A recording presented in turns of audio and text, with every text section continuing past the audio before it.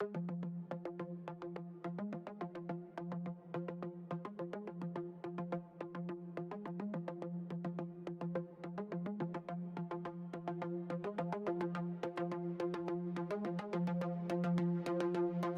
for nothing.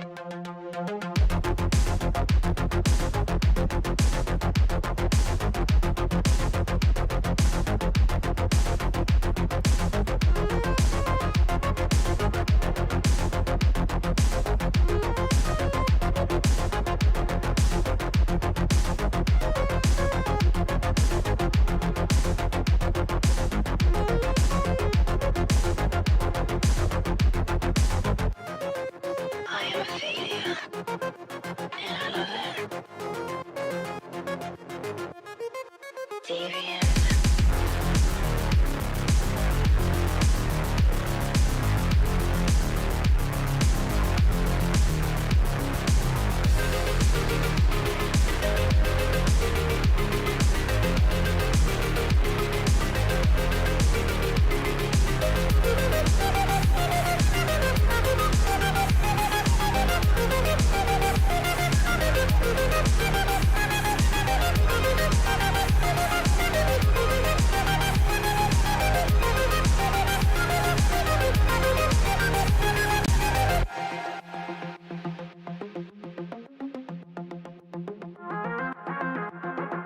Die for nothing.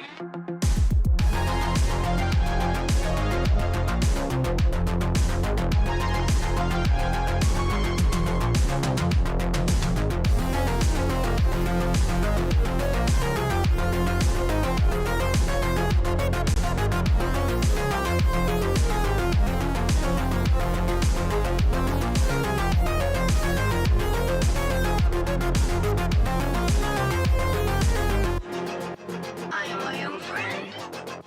I don't need anyone else. I'm just like you. Deviant.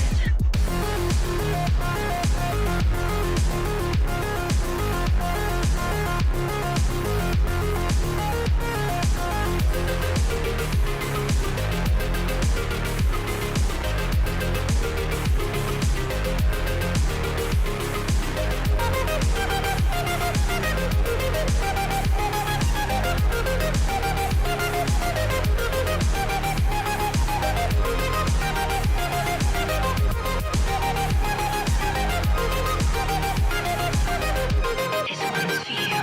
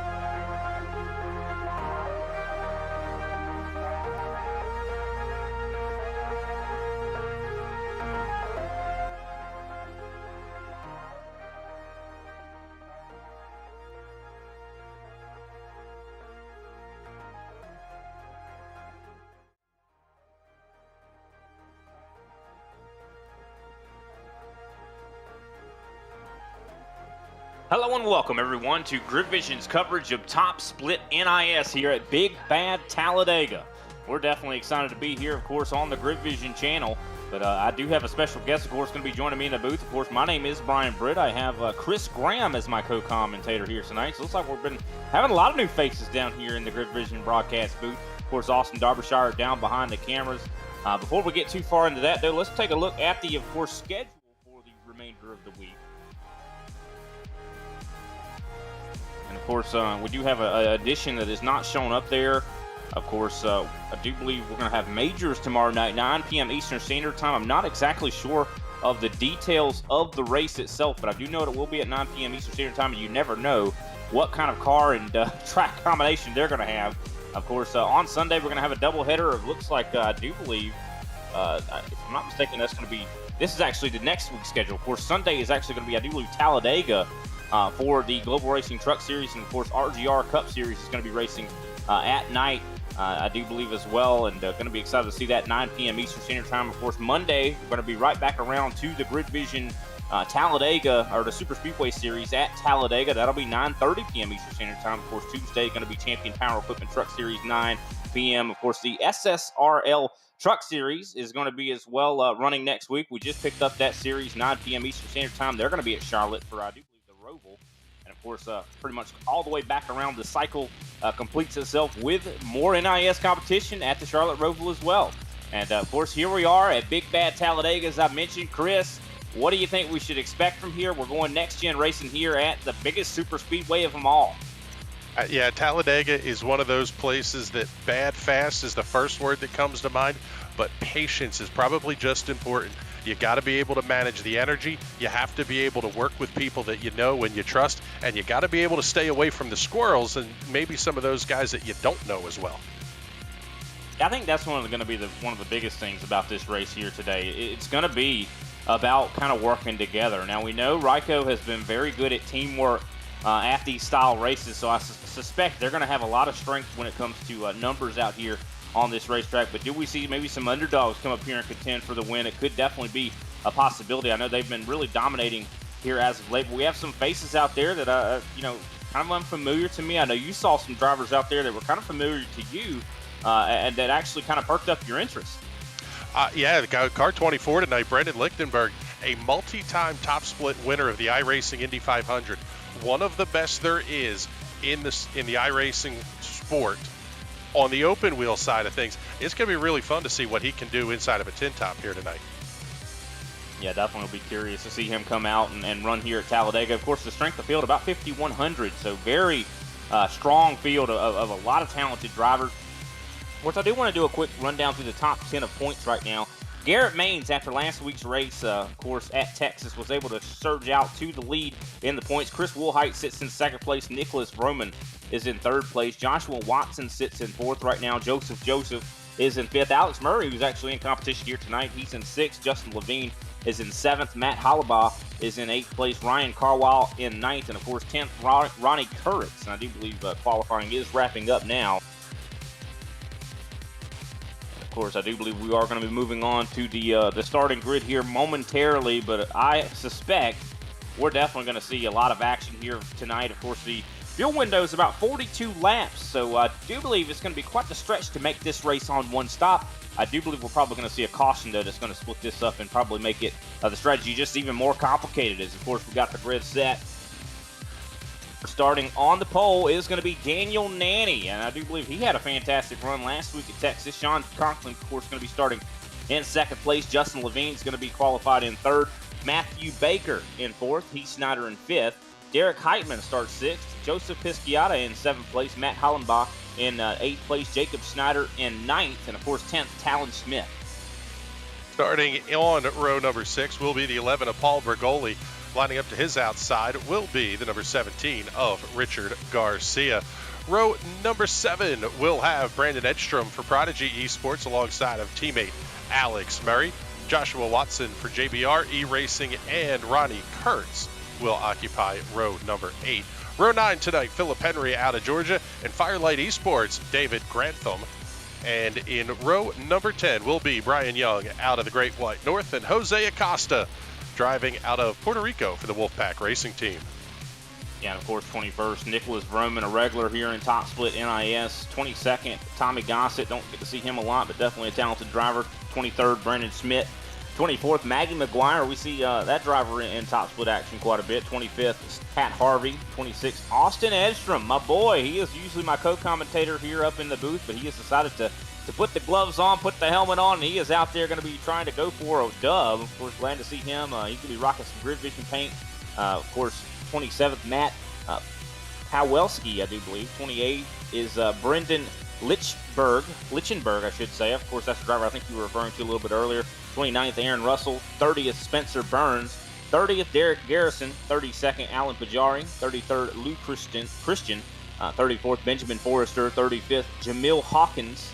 And 36, Christian Sanford. So 36 cars going to be making their way here. And, of course, we're starting to roll here at Talladega. 94 laps is going to be a long one. Yeah, it's going to be a long one, and quite frankly, of interesting note here, almost half the field did not take a lap in qualifying. Everybody from 21st on back did not set a lap around this 2.66-mile raceway. That means even for some of the guys that are higher I-rated, they're starting absolutely dead mid-pack. So if you were hoping to play that strategy game of start from the back and stay out of the carnage, that's not going to be an option now.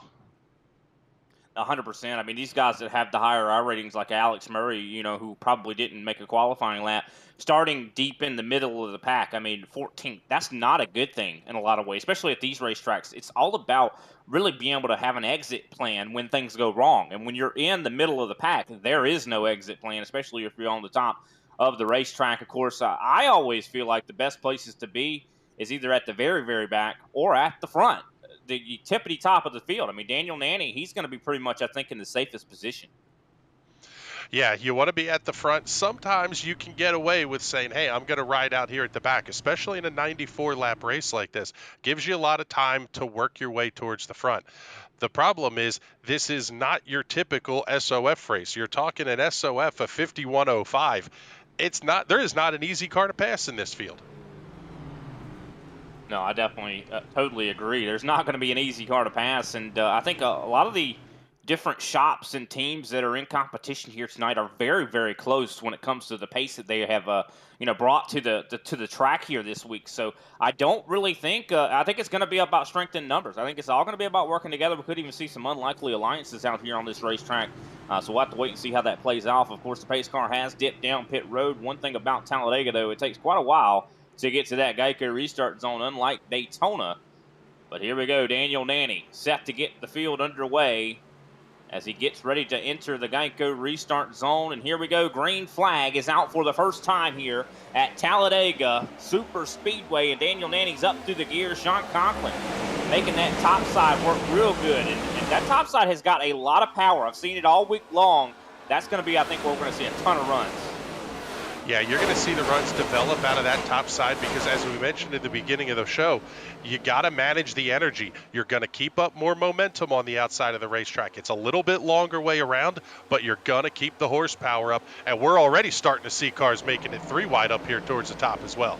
Yeah, I think I see Talon Smith there in the 2 pink machine there actually dipping out, making it a 3rd lane, drops all the way back. Now, if you don't have help when you do that, it's going to be almost like a parachute has been let out the back of your race car. And you can clearly see that from Talon Smith, went from the top 10 all the way outside of the top 20 already.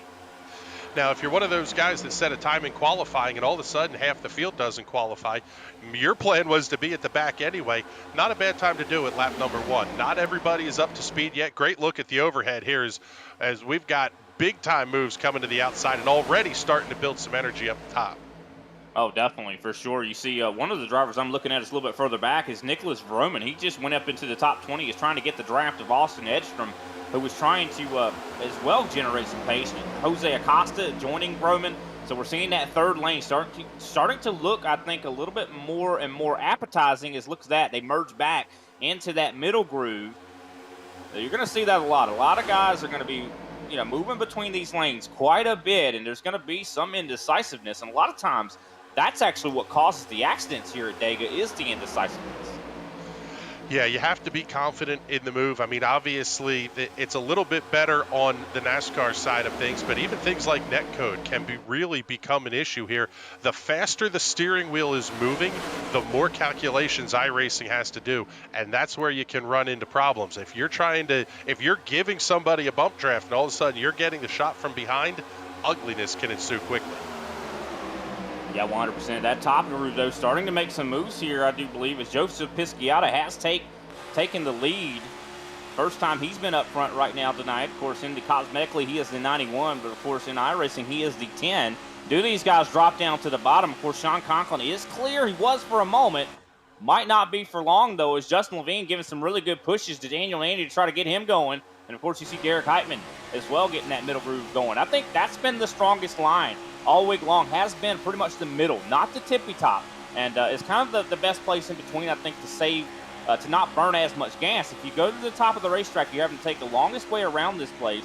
But it looks like Joseph Pisciata deciding that he's going to go to the tippity top of the track. Yeah, it's kind of interesting to watch that because with the field this good, you do have to think about things like fuel strategy. A lot of times you can almost count on there's going to be a big yellow. That's not a guarantee with a field this tough, and that means you have to start playing the fuel game early, breathing the throttle a little bit, maybe even using just the tiniest bit of brake to get yourself backed up to somebody to try to generate the run as well. So it's a whole lot more than just put the foot down and go. No, 100%. You're definitely having to do some lifting as well. I mean, some of these drivers are probably able to have half throttle. We got a little bit of contact there. I do believe that was Austin Edstrom. Touched someone. I'm not sure exactly who. I think that is showing the 5 cosmetically. I think that's actually Matthew Baker, if I'm not mistaken, in the 14. A little bit of contact. Luckily, it did not generate a huge crash, but you got to watch things like that. It could have very easily went wrong as Austin Edstrom jumps down in front of now Baker. Yeah, Edstrom got a little bit of right side romance there off in towards turn number 1, and that's not a thing you want to have happen early in this race. It looks like a lot of guys not willing to run with him. Roman ditching him, moving down to the bottom with Matthew Baker. So you see things could change in just a matter of seconds here as both the top line and the bottom line are really neck and neck at the moment. Joseph Pisciata, of course, out front. Oh, we got Austin Edstrom around. We could see a caution here, and that is a caution flag is out. The big one off towards turn number 1. Drivers meeting, turn 1. There's definitely a drivers meeting, that's for sure. I think we're going to really want to, I hate to keep mentioning his name, but Austin Edstrom, I think, was kind of the focal point, the epicenter of this crash. I'm not sure exactly what happened. We see a lot of drivers that are missing pieces of these race cars. Of course, ever since the new damage model hit these next gens, you're seeing pieces fly off. As we take a look at the replay of this crash, and you watch Austin Edstrom, of course, I don't know who that was that was pushing him. Oh, you see right here. Oh, unfortunately. Oh, that's the worst kind of incident to have. Edstrom, the innocent party in this one. It almost looked like that 3 car got into, so the push was coming. That was that scenario I was talking about where you're giving a push and all of a sudden you get a push. People duck out of line, and very quickly chain reactions happen. That is 100% fact, and I'm trying to figure out exactly, because cosmetically there's a 35 on that race car, but I don't believe that is actually the 35. So we still haven't gotten to the bottom of who that race car was. Of course, we did see just some bad bumps. I think just kind of what led to that. You know, just the chain reaction, the dominoes fell in just such a way that caused a lot of race cars to possibly be having to take an exit on this, of this race. I'm sure a lot of guys are going to be coming to pit road. There are no fast pairs in this series, so they're going to be coming to pit road to try to see if they can get as much damage as they can fixed here. And that's a big thing, because with the change to the Gen 7 car, the next gen car, these are now composite bodies. So there's parts that the crews are able to replace, but a lot of it, you can't fix that race car. Once you've gone kind of through tech, so to speak, that's it. That's all you've got. So the damage that you used to be able to fix cosmetically, that's just not a thing you can do anymore.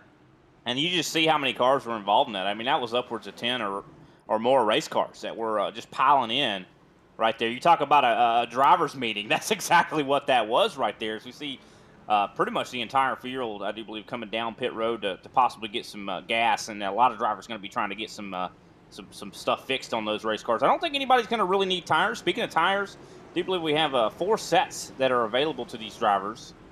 But tires, of course, never really a big thing at tracks like Talladega.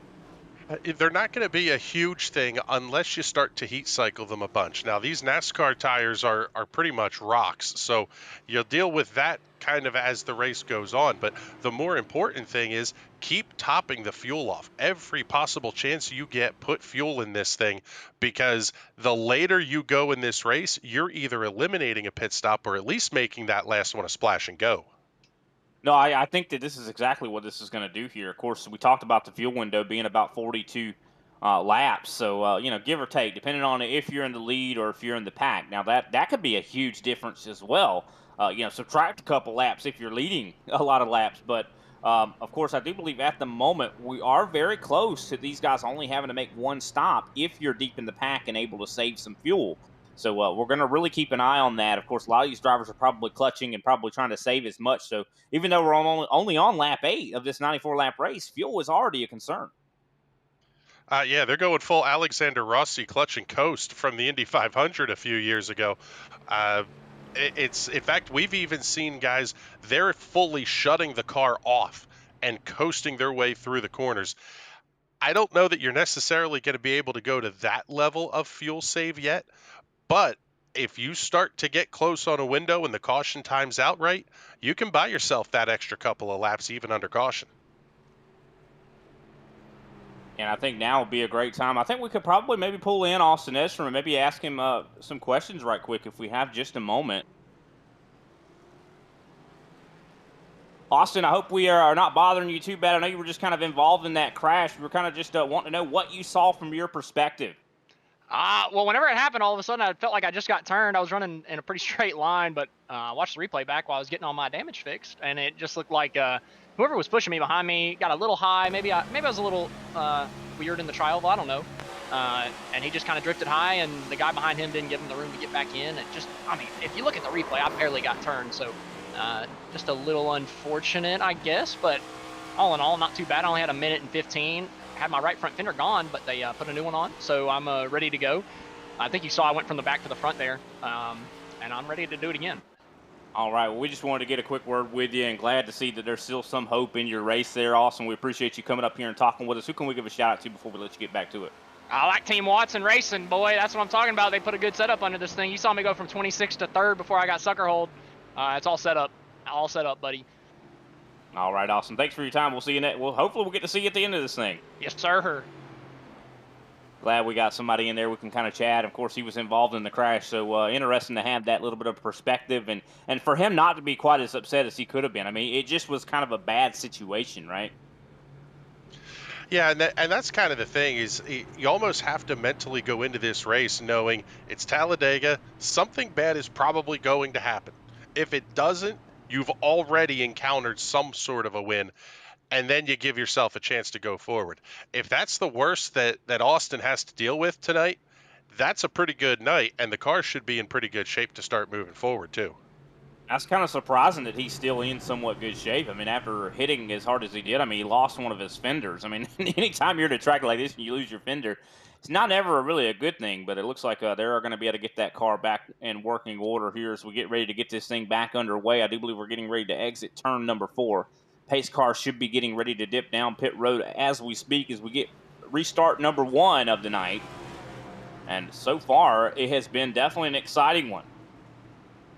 Yeah, it's been a great show thus far, and you made the point earlier. It is a long, long way down into this restart zone, and it's just as long of a way as we see a little bit of a connection bump there out of Joshua Watson.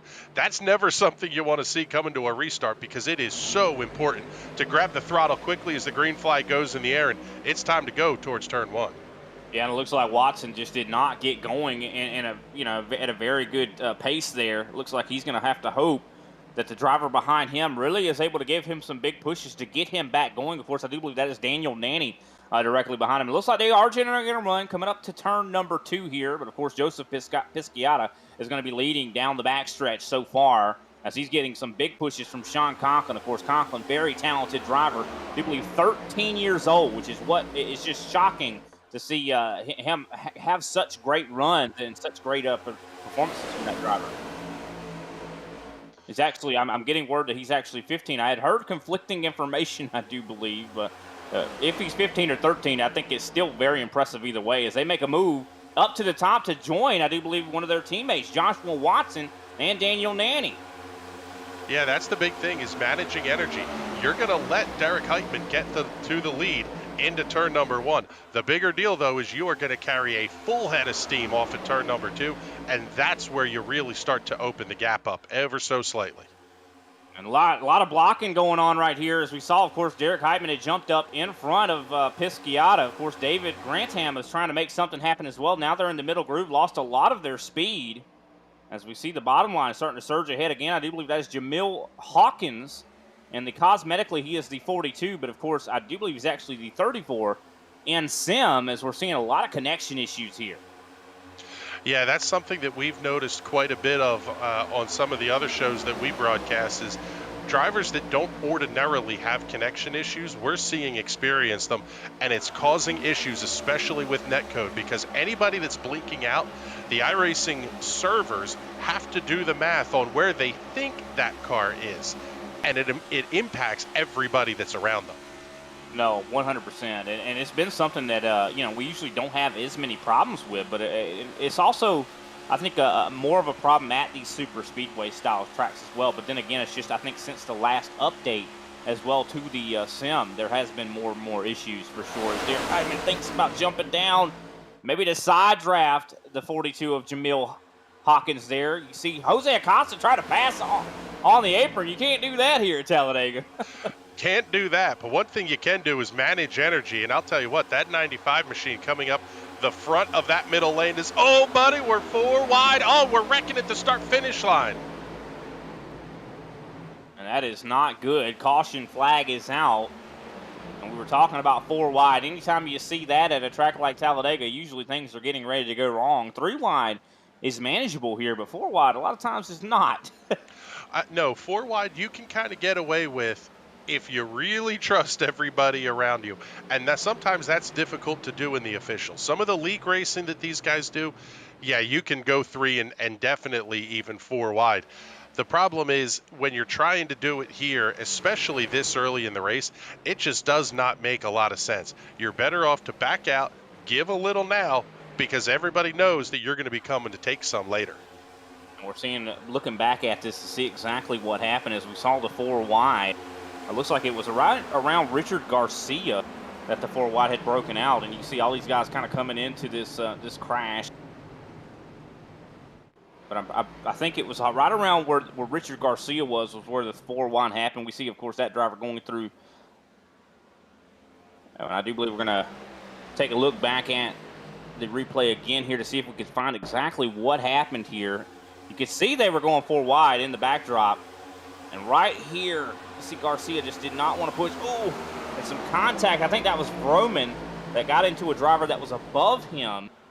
And unfortunately, that is what kind of led to the dominoes to fall. And some more drivers probably going to be making their way out. I know Paul Bergoli, one driver, he is, I do believe, possibly disconnected. I know he is definitely taking a tow, so might have been involved as well in that accident.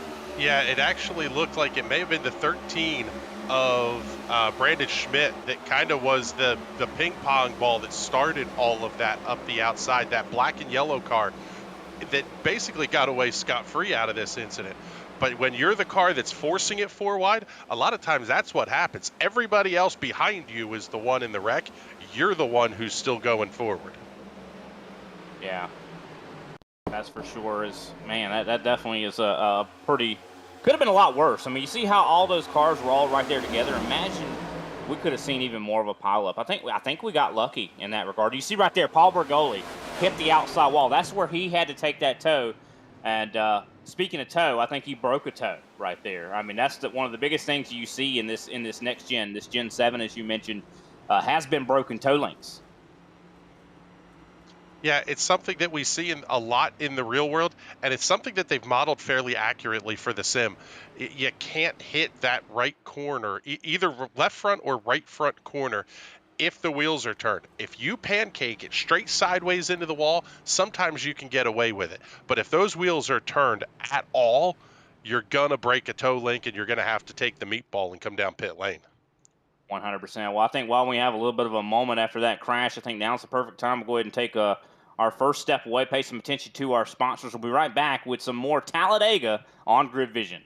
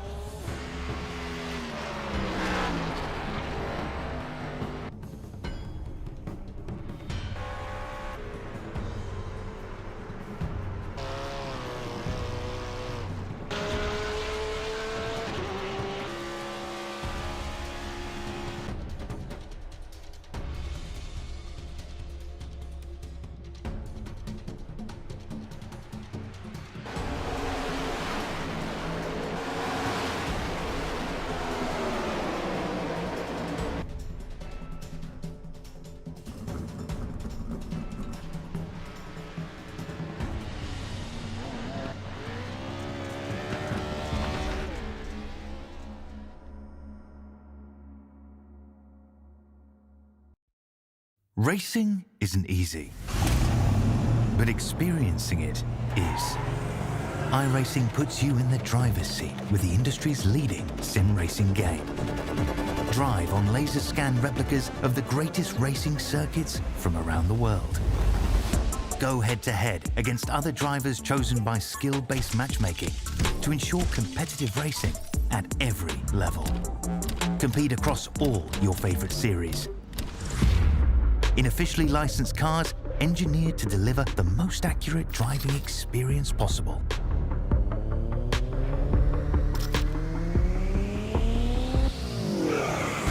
Join a race or host your own with players from across the globe.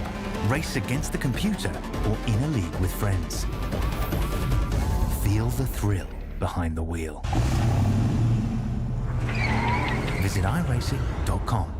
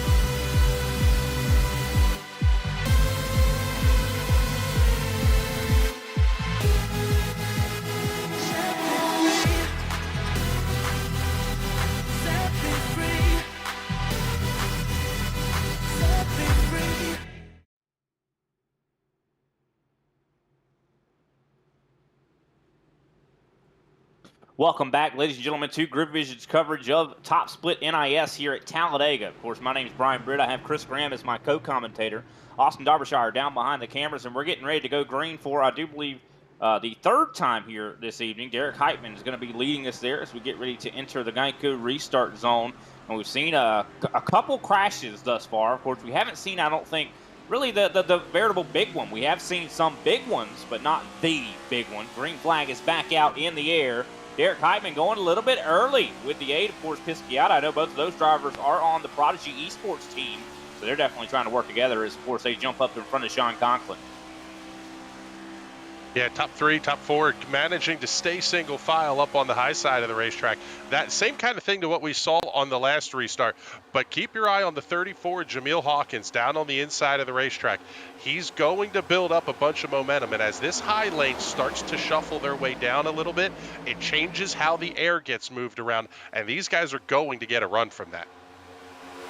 You also see a big move there in the middle. I do believe that is, I think that's actually Brandon Edstrom.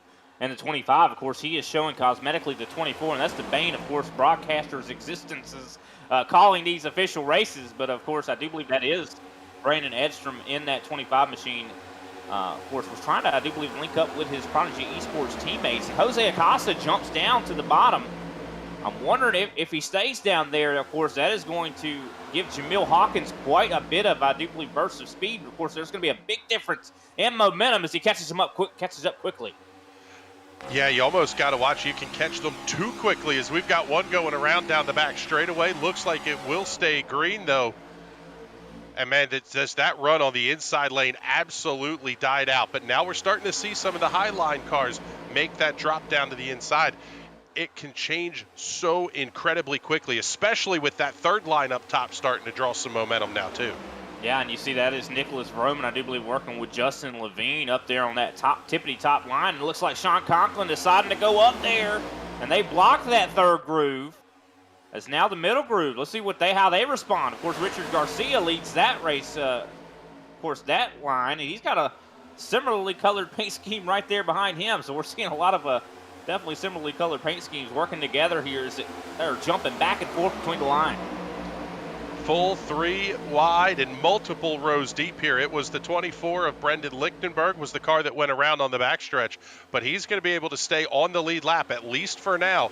He's hoping for a caution quickly, and you may get one because you can only go three wide, 5 rows deep for so long. 100%. I mean, probably even more rows than that. I mean, these guys are just 3 by 3 by 3 as the top line gets the massive run. Sean Conklin going to lead this lap. I thought we were going to see possibly more of a run from Nicholas Roman and Justin Levine. They are working very well together, but it looks like Conklin has definitely got the top line mastered as he's got Tommy Gossett in that 3 machine, kind of backing him up. Now, Gossett seems like he's definitely a very competent pusher.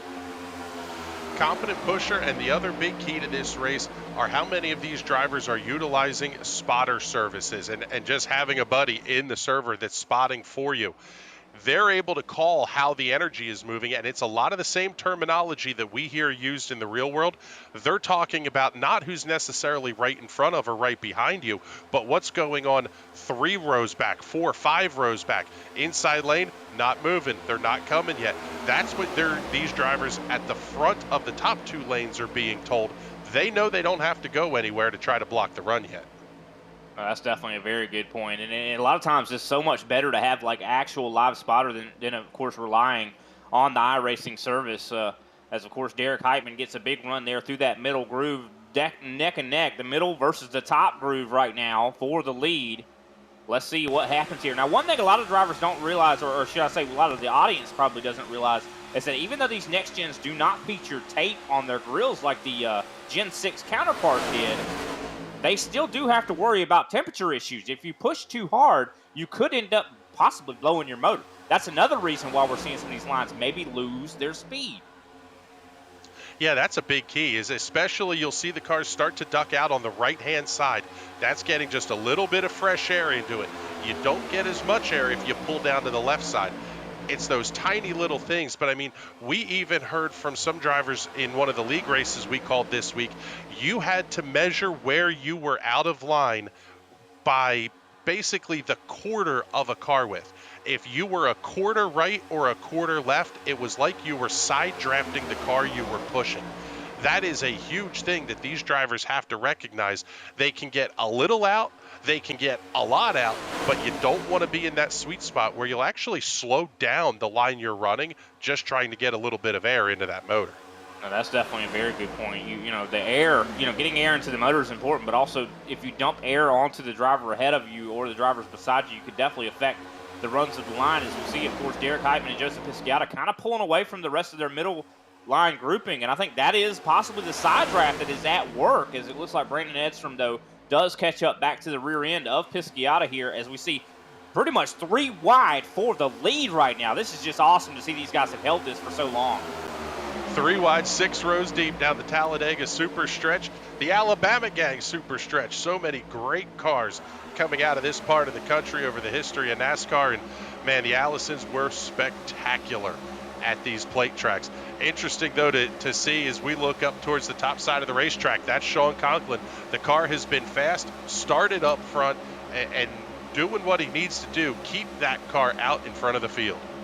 Yeah, of course, Sean Conklin, the 15-year-old, we mentioned that before. He is very, very quick, has won a couple of these races while GridVision has been calling them, and, could see him possibly go again. But one thing about it is, when you're looking at this picture right now, this is not what it's going to look like on lap 94 coming to lap 95. A lot of these drivers that we're seeing on our screens are probably not going to be there by then, because things can happen so quickly here at Talladega. We see it being very calm, I'd say, compared to what we're probably going to see later. Yeah, you're going to start to see some of these drivers potentially think about, should I settle in, do a little bit of fuel saving? We're 24 laps in. Just about everybody has been on pit lane for fuel. So now if you start to think about where you are in the pit cycle, if you get another 20 laps or so green, we're going to have to come down and make green flag pit stops. And that is a whole nother can of worms.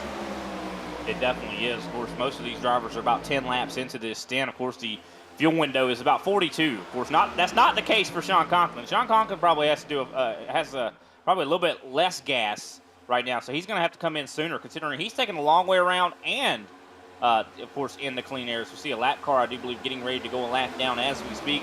Does the smart thing, gets off the track. I mean, when you see this hurricane of a pack coming up on you, that's the only call, really. Yeah, that was Brendan Lichtenberg, and he's a smart guy. Been around a long time, won a lot of big races. just tuck yourself in. You're going to get the lucky dog. The world is not over that you went a lap down. But to your point about how these cars are maybe not going to be looking this way at the end of the race, it's almost like you start, the more green flag laps you run, the more it starts to worry you. Like, where is it? When's it going to happen? We're too clean right now, and you can kind of get in your own head a little bit. No, I definitely agree. And you know, a lot of people say that this is the easiest form of racing on iRacing. I mean, I know a lot of the other disciplines probably say, you know, oh, that's easy. You just press the gas pedal and hold the wheel straight. That's all you do. But there's a lot more to this. I mean, this is white knuckle driving. I mean, it's so intense. It can be emotionally draining, and a lot of times, you know, mentally draining. And if you lose focus for just a moment, something could go wrong. I mean, something just almost went wrong there. Brandon Schmidt and Derek Heitman kind of linked up there. Yeah, it happens so incredibly quickly, and we don't talk enough about the mental aspect of things. It's not the same as driving a real-world race car. You don't have the "I could die if I screw this up," but instead, what you're dealing with is, I can screw this up for 30 other people. And you don't want to be that guy. And there is a protest system in place and everything else. There's a lot that these drivers are thinking about. Even when you start to think about that pit window, we talked a little bit about Schmidt and Conklin possibly having to stop sooner. How do the teammates get linked up? Oh, what down car? on the apron. He comes back. And, oh, wow, Brandon Big hit. Big hit. That was a big hit for Brandon Schmidt. And, of course, both the Brandons, Brandon Edstrom and Brandon Schmidt, both getting some big hits there. Brandon Edstrom kind of didn't have anything he could have done in that situation. The 20 car went down on the apron and shot right back up, and that is just unfortunate. Nothing that anybody that got hit by that could really do. And we talked about how quickly something like that could go wrong, and it just happened so fast. And you see right here, you see Derek Heitman really just pushing so hard on the back end of that 20 machine, and fortunately something had to give. I mean, they're two rounded surfaces. It's like two marbles pushing against each other. That was a side draft that ended up going wrong. If we go back and look at that one again, the side draft is what slowed down Schmidt's car, and the guys behind him had nothing they can do. You can't lift there. I don't even know that you have the reaction time, but that tiny little bit of slowdown in the middle of the corner, that's all it took to get Schmidt around. And you see Brandon Edstrom there on the top. He got the worst out of that, I do believe. As you see some other drivers able to slow down and be able to miss this crash. But wow, what an accident that was. And it happened so quickly. You go from leading the race essentially to being possibly out of the race that fast. I'll tell you what, Luke Christian in the 31 may have made one of the saves of the night. He was able to grab the binders incredibly quickly as that incident happened behind him. I don't know that he made contact, but if he did, man, it was barely touching. And look at the damage on the right side there of Brandon Edstrom's car. I mean, look at that. That is heavy. That is heavy. He is missing his hood. That car is going to be done for the night, I do believe. Yeah, even if the crew was able to get that fixed, it's junk. And quite frankly, you're talking about suspensions being out of alignment, and where that incident happened in the corner, that's where you're talking about breaking toe links and all that kind of stuff as well. So tough break there for a lot of these guys that caught damage not of their own doing. As we have a race, I do believe 3 wide coming off of pit road right now, so we're going to take another look back at this. What an accident it was, as we see, of course, right there, boom. And, of course, he hit on the right and the left side, so just both sides of that race car are definitely getting some severe damage. As we saw a big race off pit road, Sean Conklin, I do believe, going to be the race winner off of pit road. Yeah, Everybody, once again, taking gas. Go ahead. Yep, Conklin's going to be the first one off of pit lane, followed by Pisciata, Nani, Kuritz, and Acosta. Interesting to see some of these numbers that are up here towards the front. If you look at the timing and scoring screen, Ronnie Kuritz, the 33, that's one of the last cars that made it into top split. Jose Acosta towards the back in terms of overall I rating. Alan Pajari, Matt Pavlevsky, there's a lot of guys here that And again, you're talking marginal differences in iRating, but still, some of these guys that potentially are just happy to be in top split, now we're going to have a shot to potentially win this race.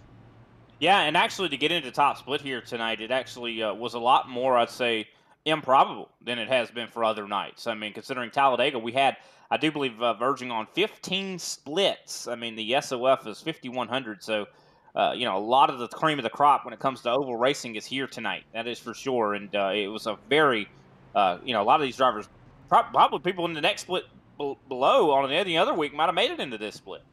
Yeah, that's exactly right. I mean, we had 424 cars registered for this race. NIS is big and it's popular, but this is a pretty crazy number of cars to get registered for one series at a time. And now, as I think we're going to get to see the one to go here out of the iRacing safety car, you start to think now, okay, we're at lap 29, we're at 1/3 distance. Now, how do I start to plan out the rest of this race? You came down pit lane, you got 64, 65 laps to go. You know you're going to need one more stop. How do you time that out, and when do you want to make that move? That's very curious. I mean, it just really depends on what you want that stop to look like. Do you want to, try to prioritize spending as little time in the box as you possibly can? Of course, if that's the case, I mean, I think that you're going to want to not take 4 tires. I mean, I think maybe taking lefts might be a good call because it helps you get off of pit road. Now, that's a big thing as well. If you take no tires and you try to come off pit road, you're going to find yourself struggling with your handling. But, of course, once you're up to speed, it's not going to be a big deal, but that will cost you time. Now, of course, you also could possibly limit the amount of gas you take. And I think if you're going to do that, you're probably going to want to run the tank empty and then possibly set just a little bit less gas and hope that you have enough if we have a green-white checker. Yeah, it's something that iRacing introduced a couple of seasons ago was the automatic refueling. You can now set how many laps of bubble, I guess you could say, that you want to have extra in the tank at the end of this race. So the drivers can now go into their fuel calculator button box and say, look, I want to have an extra 5 laps of fuel at the end of this race. How much do I need to take? And you're going to know about what lap you have to pit on. That could be as early as, lap 60 or so, I would think. Yeah, and of course, these guys just came down pit road. They can make it about 40 to 42 laps, I'd say, on a run. So I'd say they could probably make it to even possibly lap 70 if, they're going to run the tank out. It just really depends on where you're at, I think, in this pack and how much you're saving. Of course, pace car has gone down pit road. Let's see exactly what these guys have in store for us here in this run. Is Sean Conklin set to take the green flag? Of course, he's got Joseph Pisciata, who's been up front all night long. And, of course, Daniel Nanny did really well last week. Let's see what he's got. Green flag is back out in the air. And Conklin goes a little bit early, jumps up in front of Pisciata to see if he could possibly get that top line going. Yeah, and a lot of this is going to depend on where your teammates are and quite frankly, where guys that you run a lot with are. Hey, I trust that Pisciata is going to give me a shove to get to the front. That's what you're seeing here. But you got to keep an eye down there. Alan Pajari, Benjamin Forrester down on the bottom lane. That inside lane could generate a lot of energy here if they start to get themselves packed up tight. Yeah, for sure. Of course, one thing that's bad about the bottom side, though, is it's very easy to have big, massive checkups down there for sure. I mean, it's a shorter distance around the racetrack. So, it's harder to kind of carry as much speed. But we have seen that bottom line really make big moves if you have the right cars that are in it. Of course, top line right now is the dominant groove. As you see the middle groove trying to as well form up. We're already back to 3 wide once again. Yeah, not really a surprise that we're seeing the field start to move themselves 3 wide. I think we may be hitting a little bit of that settle-in point, though, here at the front. There's not really anything to race for at this point. There's not a halfway bonus. There's not stage points on the line or anything else like that. You really got to make sure you're there at the end of the race. If you get 3, 4, 5 cars lined up on the high side, it can be very difficult for any of the other lanes to get a run. No, you're exactly right, but it's not going to stop Matthew Baker for trying to make something happen. Of course, he's got Richard Garcia right there behind him. They're definitely making some big moves. I do believe that is Brian Young as well there in the 36 machine. He just barely made it into this split and is still alive and running. As look at that, Matthew Baker jumps down in front of Nicholas Vroman. So even though this is supposed to be the settle down point, let's just log some laps, guys. Some drivers saying no, let's not do that. That's not happening mid-pack. They are were 4 wide. Now they're getting settled back into 3 wide, and 3 wide is almost comfortable. There's enough room that everybody can kind of run their race. But now that the top side has had to come down into that middle groove, oh man, they're getting awfully close to seeing that apron as well on the entrance to 3. So like we said, so much can go wrong in a hurry here. You almost need to be able to watch everywhere all around you, and that's where having those spotters and crew chiefs comes into play. Yeah, 100%. I mean, that's what makes this kind of style of racing so difficult, is that you have to be aware of everything. You got to be aware of your temperature of the engine. You got to be aware of if you're 3 wide. I mean, you got to have eyes in the back of your head. I mean, and to be able to see the runs that are coming from, and it also, you got to think about green flag pit stops, setting up your black box. I mean, that's where having a crew chief or a spotter is really just insanely helpful. Also, one thing we were talking about, those guys kind of going underneath the yellow line there on the bottom line, it is insanely difficult as well to see in the cockpits of these cars when you're right on the back bumper of another car. That's one of the things that I think is the most difficult, is visibility. Yeah, NASCAR actually went to a clear spoiler. I believe the bottom 2 inches is still metallic. The rest of the top of that is Lexan, because the drivers were saying they couldn't see through the car in front. You look here on board with Heath Snyder, you can't see what's ahead of him. If the wreck starts to happen, you're out of luck. Yeah, I think the only thing you really have that is kind of an alarm bell is if you have a spotter or if you just see smoke. I mean, just like, oh, there's smoke, I need to probably get out of the gas. But the thing is if you get out of the gas, you got all these cars at 200 plus mile an hour right behind you that can't see just as good as you. Yeah, it's almost like you can see a little bit of it here going on in that middle lane. It's almost like you're dragging the brake a little bit. You don't want to take your foot off the throttle, but 2, 3, 5% brake pressure is going to do it's just going to keep you separated a little bit. Car length and a half. You're not going to lose the draft. It's not going to slow you down. All that you're doing is making yourself a little bit of room that if something happens, you can see the car in front check up and have time to react. And we're seeing a lot of activity here in the mid-pack here. I do believe 3 wide at the moment for that 3rd place position, as Matthew Baker, of course, starts to surge ahead on the bottom line. So do not write off that bottom line. They still are able to generate massive runs down there. And, of course, Nicholas Froman, always a very, very capable driver himself, probably fueling a lot of the energy that's down there on that line. Jose Acosta, very aggressive driver, very good super speedway style driver. He's definitely got a lot of speed there in that middle group with the help of Richard Garcia. I know Garcia has been showing a lot of speed in these NIS races. Yeah, and it's interesting to watch because a lot of times it looks like a gain from the bottom line is more just losing a little bit out of the middle and losing a little bit out of the top. Because what happens is when you side draft somebody, the move you're making is not speeding you up. It's not that Days of Thunder, sweet and low packet slingshot maneuver. What you're actually doing is slowing the other car down that you're running up on that back end. You're dumping a lot of air off onto the spoiler. And that's where you see it looks like you go, oh man, inside lane's got a big run. Well, no, you just took a little bit of energy away from the other 2 lines because the cars were running so close side to side. And we've seen some change-ups here. Justin Levine has moved to the middle groove. Looks like he is going to possibly work with Derek Heitman, but it looks like that middle groove is starting to actually lose some of the momentum here. It looks like Sean Conklin has moved to the middle groove to join Justin Levine. Oh, big move from Matthew Baker, was barely clear. He jumps in front of Conklin. Oh my goodness, this is absolutely fantastic stuff here. And another of the Team I5G cars, Matt Pavelski, is in this one.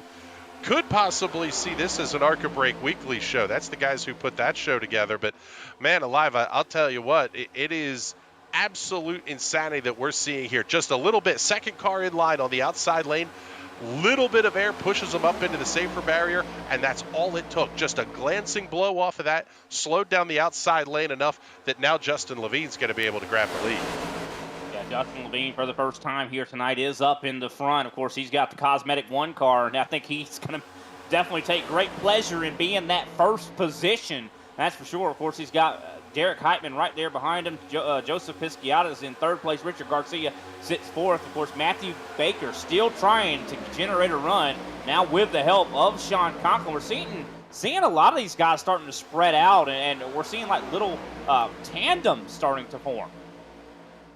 Yeah, it's kind of interesting to see that the field over the last lap or so has just completely separated themselves out. What was a 15-car pack that was basically 3 wide, 5 rows deep is now 2 by 2, catching up to some lap traffic on the inside. Everybody's going to be able to shuffle around, but even that little bit of lap traffic, that kicks everybody back off into the hornet's nest. And of course, we're about 11 laps into this stint. Very, very soon, I'd say in the next 10 or 15 laps, we're going to see that fuel window open up, and we could see some drivers maybe make some strategy calls to go down pit road. We'll see Joshua Watson, though, jumps down to the bottom line to see if he could possibly get some help from Richard Garcia.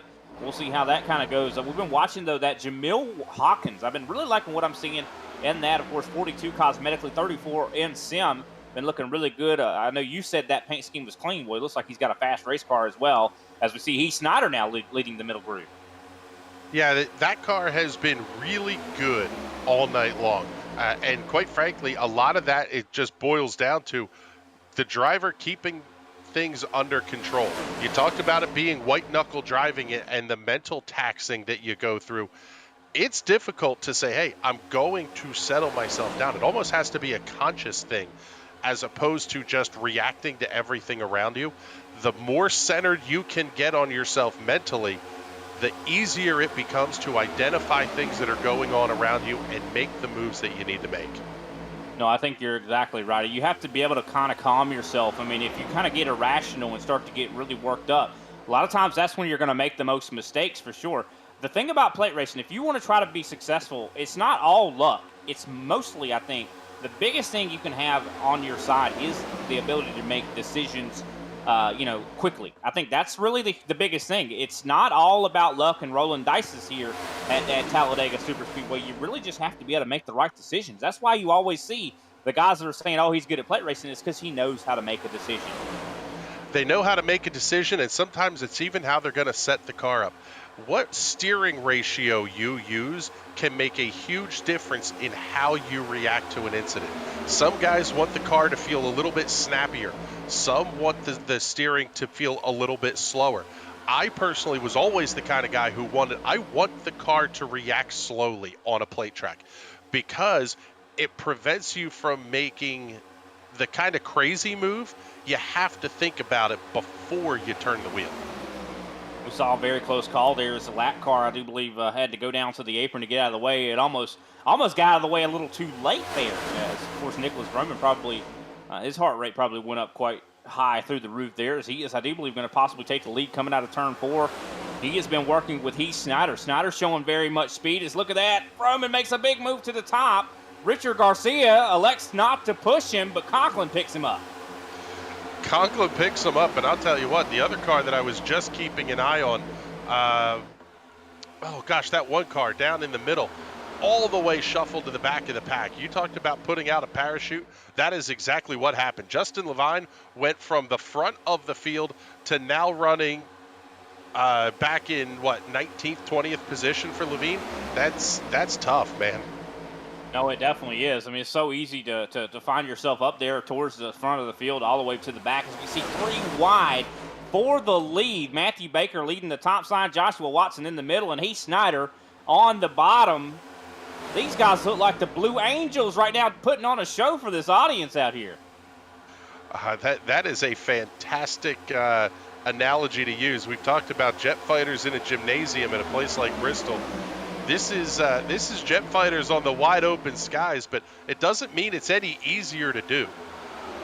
No, not at all. I mean, of course, Bristol is kind of like the super speedway of short tracks for sure, but this is the quintessential super speedway, Talladega. I mean, this place is absolutely nuts. I mean, you're going to see almost jet fighter style speeds at this racetrack. I mean, you could probably clock some of these drivers that they're hitting probably almost 200 miles an hour, as Joshua Watson is in the lead of this thing at the moment, but a moment could change. Anything could change. Oh, and it looks like Richard Garcia gets hung out to dry up on the top side. He's going to have to hope that he gets picked up by somebody. As it looks like Go ahead. He's going to stack up that outside lane, too. They caught him so incredibly quickly. Man alive, they are shuffling cars around there towards the back of the pack. But the battle up front is fantastic. Derek Heitman, Heath Snyder, Joshua Watson, all going to be involved there. Oh, buddy, man, that was tight. Big wiggle there out of that 5 car up the middle. Yeah, of course, Matthew Baker definitely looking like he's got a little bit. He's on edge, and that's kind of the kind of car you want to have. Oh, we got a problem. As Matthew Baker, the driver we were just talking to, got up into another driver, Austin Edstrom, involved as well. Caution flag is out on the racetrack. Big mess, turn 3. They just yard sailed a bunch of race cars down in turn 3. And that is going to bring out another caution here at Talladega. As, of course, we saw Matthew Baker. He's kind of I'd say, the epicenter of this crash. Austin Edstrom involved in his second crash of the evening. But I don't think it's too bad for that driver. Of course, we always look at Austin Edstrom because he's a very close to our hearts in GridVision as we take a look back at this. And you see right there, Baker, I think, got up there to side draft just a little too hard, and this was a secondary event after that side draft went wrong. And look at that. Justin Levine went sideways, came back, I think once the car started gripping, got into Baker in another secondary contact. We saw a lot of contact here. That one almost looked like netcode. Tommy Gossett was involved. That was the 3 machine. Yeah, Gossett went around, but that almost looked like netcode. If the contact was there, it barely happened. But when you're talking about unloading the rear spoiler of these cars, sometimes that's all it takes. Taking a look back at it here, slow-mo, and no contact. You could see that before he even touched him, Gossett's car was reacting. So, yeah, definitely, I think that was a little bit of error in between the drivers, a little bit of net code there. Unfortunate. Gossett had been pretty much minding his own business all race long. Nothing really he had done wrong. Baker, of course, had been very aggressive, but I don't think he did much wrong. I think he was just trying to side draft. And, of course, that side draft went wrong. Heath Snyder, of course, leader at the time of the caution. They're all coming down pit road. I think with that, we'll take another step away. We'll be right back with some more action here at Talladega.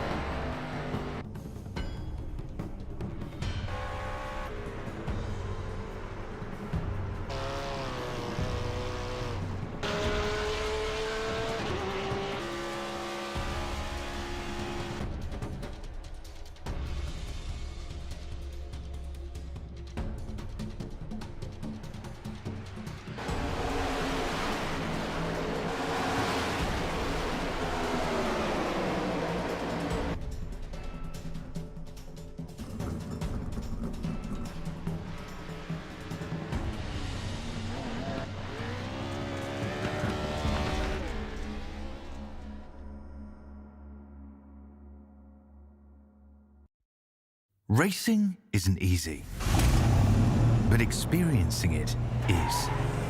iRacing puts you in the driver's seat with the industry's leading sim racing game. Drive on laser scan replicas of the greatest racing circuits from around the world.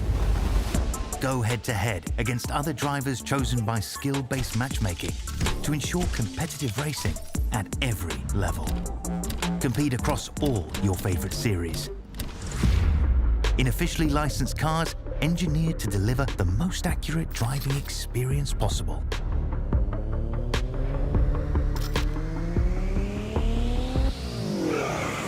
Join a race or host your own with players from across the globe. Race against the computer or in a league with friends. Feel the thrill behind the wheel. Visit iRacing.com.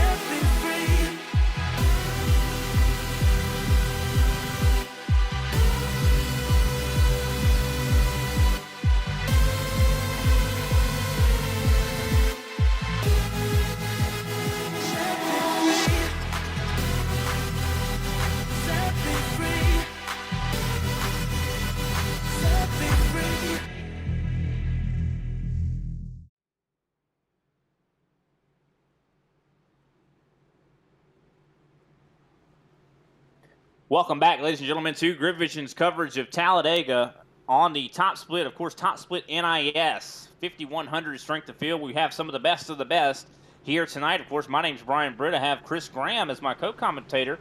Austin Derbyshire down behind the cameras. Chris, it has been fantastic calling this race with you, but we still got about a halfway of this race to go. I mean, and it has been so exciting.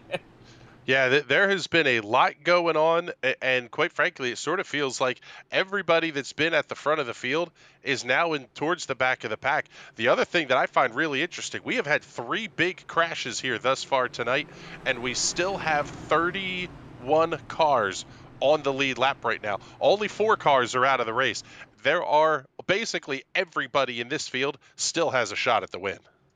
No, yeah, I definitely agree. Everybody pretty much out there still has some sort of shot at winning this race, and it's easy to. You can go from. I've seen it all week long. You can go from 20th to 1st in just a lap. I mean, it's easy to have that happen if you have the right teammates and right car with you.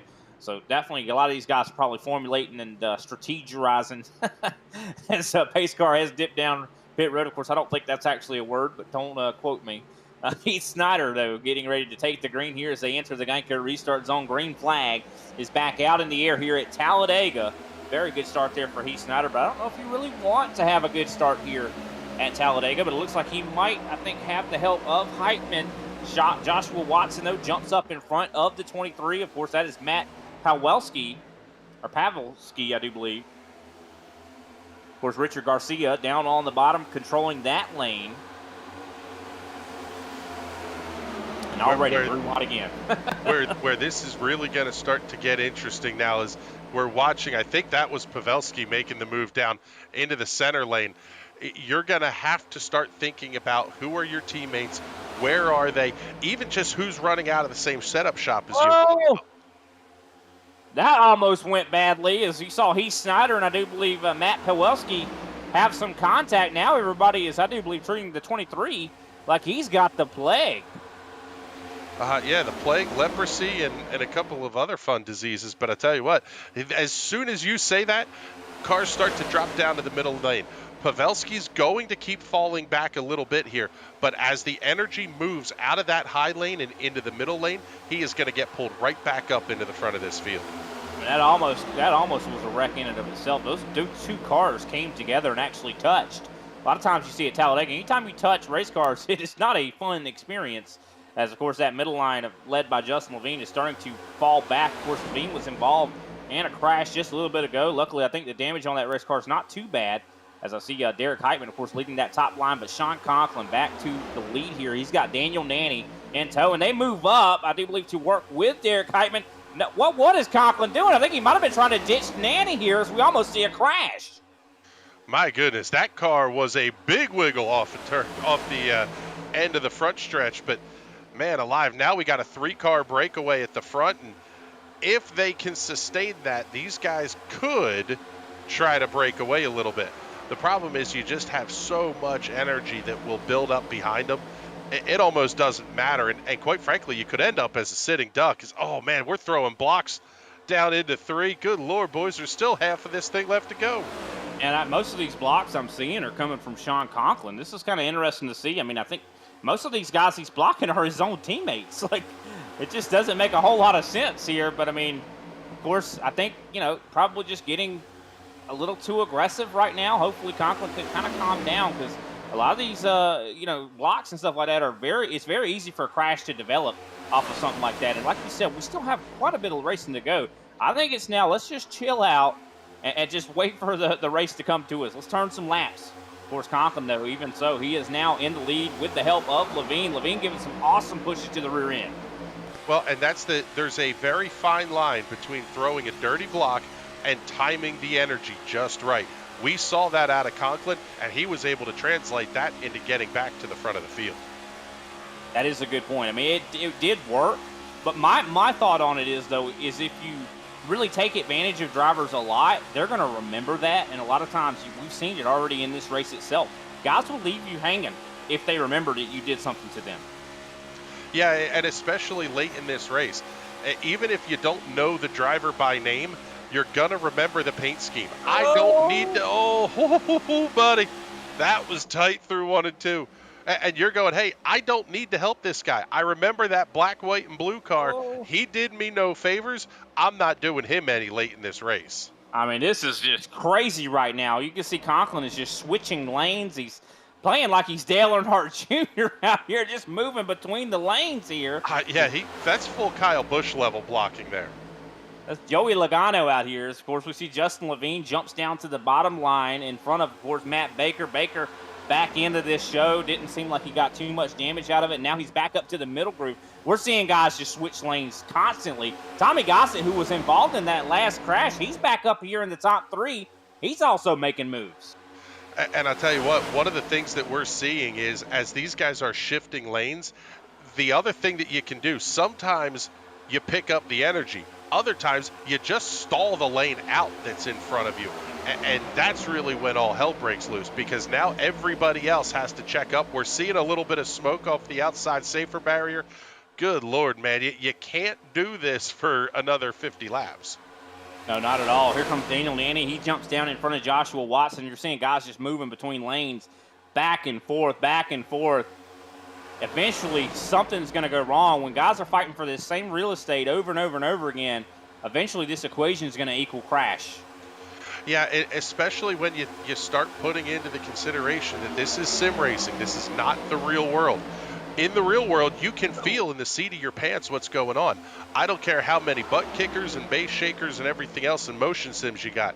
It doesn't replace the G-force sensations you get from a real car. So you almost have to be a little bit more careful than the guys have to be in the real world. I'll tell you what, I mean, I don't know if our broadcast just caught that, but Daniel Nanny was so sideways with that bump from the rear, I do believe from Justin Levine.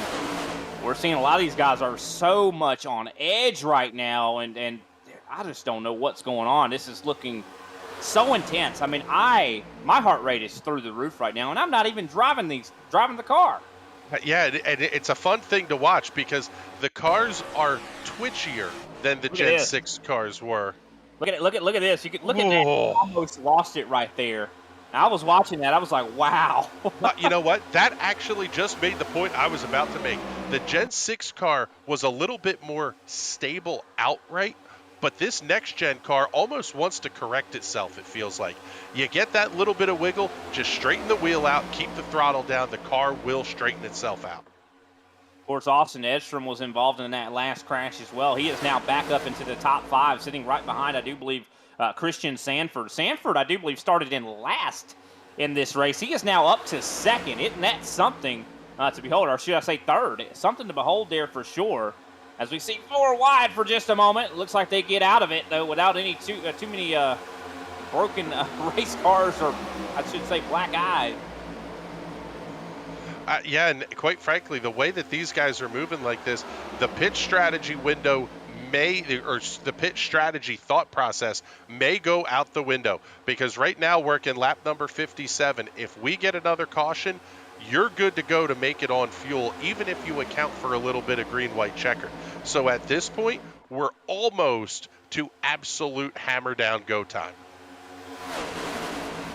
Yeah, you're 100% correct. I do believe we're definitely under now 40 to go, which I think gives everybody pretty much, if they were to come down now, they would be good to go to the end on gas. I don't think anybody's really thinking about doing any green flag pit stops, because just considering the way the cautions have been falling, they do not want to be caught with their pants down with a green flag stop here. But if we do see a yellow, then everybody would be good to go from there. But I think a lot of drivers, maybe they're starting to think, hey, it's time to just relax. You see in the top 10, I do believe, starting to single file out. Yeah, and Joshua Watson, our race leader, he's up 14 spots from where we started this race tonight. The outlier inside the top 5 is Sean Conklin, who is running where he started. Christian Sanford is up 33 spots. Austin Edstrom is up 22. Spencer Burns is up 25. Almost the entire top 10 is 20-plus position gains.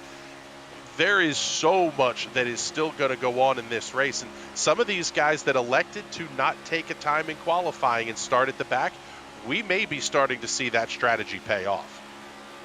And here we go. We were talking about it started single filing for the top 10. No longer. Matthew Baker, with the help of Justin Levine, starting to drive his way forward here. big run, and they're going to, and of course, that's the bottom lane as well. So those guys were able to figure out a way to generate movement down there on the bottom, and it looks like Baker's going to jump up to the top and leave Levine. Now, I don't know if I recommend that. I feel like if that Levine pushed him all the way up to the lead, I don't know if I would leave him. I was like, I need to stay with him. And there, look at that. Baker there gets you go. out. Yep. There's the shuffle out, because Joshua Watson has absolutely no incentive to let a car that could be faster than him stay in front. So he's immediately going to get him shuffled out, and now we're starting to see these cars that were at the front starting to shuffle towards the back.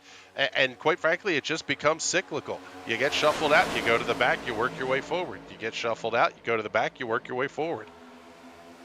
Well, that's another thing, too. Those guys are going to remember, hey, you didn't help me. You left me hanging. I'm not going to help you.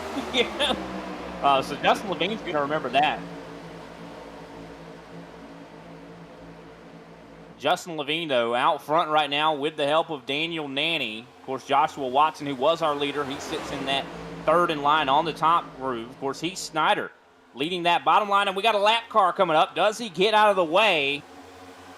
We'll see if that's going to be the case. I do believe that is Brandon Schmidt, if I'm not mistaken. And it looks like I think he's going to stay on the racetrack. Everybody is able to successfully navigate their way around him. And we got another lap car as well. So things are starting to get complicated here on lap 61. Yeah, the lap car is able to do a nice job, keep themselves down onto the apron. The last thing you want to see is somebody Kevin LePage the field into turn one. The only thing, in fact, that Kevin LePage did worse than wrecking the entire field was blaming his wife, who was spotting for him, for the crash.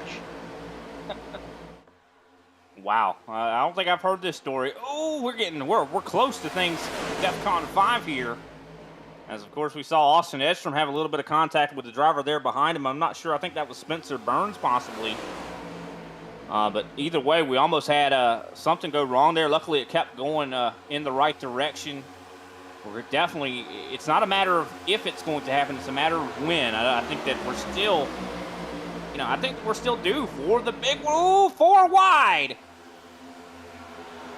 Oh my goodness, what a fantastic show through off of turn number 2 and down the Alabama Gang super stretch. And somehow they kept it together. I mean, Austin Edstrom and Matthew Baker showing considerable driving ability, wreck avoidance to not hit each other being 4 wide. I mean, when you're 4 wide at Talladega, there's not enough room to fit a piece of paper in between drivers most of the time. Yeah, and that's where any potential connection issues, any even goofiness in the calculations on the iRacing side, the server side of things, that could become an absolute mess. But keep your eye on Tommy Gossett. He's going to be the 3rd car back in the middle lane. Was the car that got shuffled out down on the inside. Now he's starting to work his way forward, and that number 3 machine has got a whole lot of momentum wound up. He definitely does. Of course, very fast race car underneath him. Ryko always definitely with some fast race cars, so definitely expect him to be, spooling that energy up. Of course, he's got Brian Young, I do believe, right behind her. That's actually Matt Pawelski. He's been up towards the front a lot here, and it looks like Tommy Gossett going to jump down in front, or behind, I should say, Nicholas Vroman, Ryko teammate. Bottom line, going to really start to get a massive run here, and it looks like Pawelski's going to dip out and go to the middle with Richard Garcia. But Justin Levine right now in control. I'll tell you what, I was about to give Austin Edstrom a shout out here. We've seen him, he's going full Ricky Bobby tonight. He's been backwards and on fire twice and still has the car up inside the top 10. Now running back in the 12th position, but it goes to show just because you get a little bit of damage doesn't mean your night has to be over, especially in the packs that we see here at Talladega. No, 100%. Got to give him a big shout out. If you look at the front nose of that race car, he's got GridVision on that paint scheme, as well as Justin Levine, who's in the race lead right now, has GridVision plastered all over that race car. So you love to see it. A lot of times we see guys that want to, that are involved with GridVision in league racing and finding success, but it's very rare that we see, a GridVision race car up towards the front in such a, I think, high caliber field as this NIS race. Yeah, it is not often that you get to see, quite frankly, just absolutely spectacular racing on the iRacing platform. So many times you jump in the car, you're going to hop in, do a little bit of driving, and you're getting wrecked by some knucklehead. There's goofiness going on. This has been absolutely spectacular here for an hour and change, hour and 20 minutes, and we've still got maybe another 25 minutes or so left to go. Yeah, definitely. I mean, anything could still happen here. You know, still a lot of cars could end up getting wrecked. We're still 3 wide. We got Richard Garcia in the middle there with Austin Edstrom, of course. We do see, for the most part, though, the top 10 is double file as Joshua Watson moves up to the top in front of Levine. Levine has none of it, and he goes to the middle. Not a lot of help, though, to keep him going. So I think that he might be regretting that decision. Of course, much different momentum between him and Garcia. Garcia, gonna, I think, resign to try to push him here. And Justin Levine goes from here to zero quickly. I tell you what, though, he shuffles himself up to the outside. He's going to pick up 3 cars tucked in behind him on the outside lane. Now that what was the middle lane, they're starting to move up to the top side. Levine is going to get a huge run here. Wow, Conklin just barely able to jump in front of Levine, and it looks like, I do believe another race car has jumped up as well, and I think that is Daniel Nanny. These guys making late moves, and just, I mean, they are just getting barely clear. I mean, millimeters, I'd say, back to the car that they're jumping in ahead of them. I mean, it could, if they moved a split second later, that would be a wreck, easily. You're not doing that without a real-world spotter watching your race car, because it just in that quarter of a second it takes for the iRacing software to identify that you're clear, issue the command, you hear it and react to it. That window has already passed. So somebody is watching these race cars very, very closely, telling them when they're clear, telling them when they're not. And man, Vroman and Gossett here at the front of this field. Vroman, I don't know how he was able to clear. I think that's the 23 machine down on the inside. That was incredibly tight off it too. No, I think you're right. I think these guys have to have some sort of human intervention, some sort of people that are in their ear saying, hey, you know, this is when you need to go. You need to go now, you know, because like you said, as soon as you say the iRacing spotter says clear, you're probably not clear anymore considering how fast these race cars are going. As it looks like Roman moves, almost gets, I believe, a bump that was not almost completely square. That could have easily went wrong, but luckily it did not. As Matthew Pawelski's now up in the lead. Of course, he's being pushed by Alan Pajari. You love to see this. I mean, of course, Matthew Baker as well. He's in that third in line on the bottom. Austin Edstrom, he's also on that bottom line. Bottom line is starting to surge ahead. I mean, at any moment, we can see one of these lines get the momentum. Yeah, Pavelski in that Team i5G car. We mentioned earlier, the guys that do the Arca Break Weekly show on YouTube. That's worth a watch if you haven't seen it before. Taking the meme of Arca Breaks and turning it into something just absolutely visually beautiful. But now Matthew Baker making the move on the high side. I think this is what we're going to see here now for the next 20 laps or so until we get to green flag pit stops. You're going to see this field kind of settle themselves into 2 lanes, and now you're starting to plan and strategize how you want to end this race. That's if we do get to those green flag pit stops. Of course, we're about 20 laps into this stint, a little bit over 20 laps into this stint. So about halfway through the fuel stint at the moment. And so a lot of these guys probably are thinking about that. They're starting to really strategize and say, hey, we got to come down at some point. So they're probably messing with the black boxes, turning off tires, making sure they got a little bit of gas. You know, kind of, I would assume you don't really have to fill the tank up here. I would assume a lot of these drivers are probably going to be just taking a splash and getting out as quick as they possibly can. And, you know, with the teams that are in this competition right now, I'm sure they're all communicating and making sure they're on the same page, because that's the key. Green flag stops. Oh, we got one car going around on the back straightaway. Accident there. Some contact. I do believe that is the 06. And I think that is Spencer Burns right now.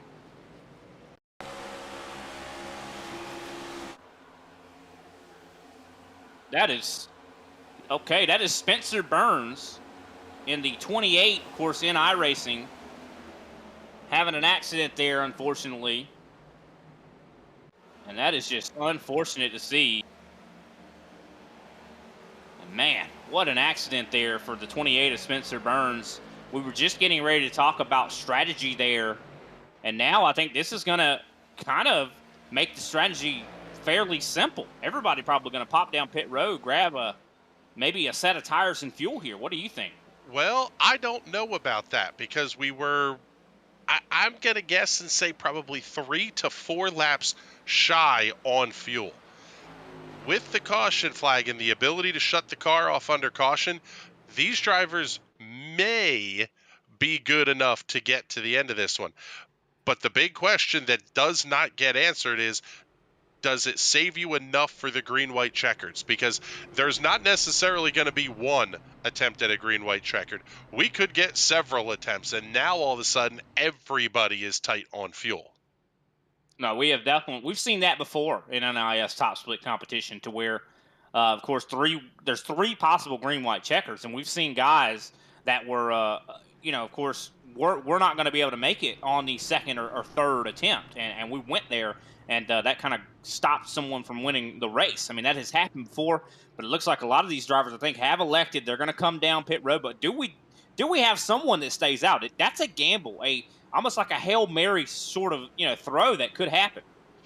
Yeah, I would tend to think if you're a little bit deeper in the pack, you have to make the effort to try to stay out here, because it just doesn't make a ton of sense to not make that. You got to do something different. Oh, as we saw, I think that was Sean Conklin overshooting the pit box. Second car in line overshooting the box and taking tires. That is going to be a huge loss, as Daniel Natty, I think, going to be the car that wins the race off of pit road. Yeah, that's going to be a costly mistake. Of course, Sean Conklin, I do believe, falling to 9th place on the edge of the top 10 now. That's going to be big. I mean, to make that kind of a mistake this late in the running, I don't think it's going to be, the over for him at all. Of course, still can generate a run and get back into it. I mean, we saw how aggressive he was. I do not doubt that he can get back into this and get back up front. I mean, only 9th place. If he gets in the right line, he's up in the lead again within a lap.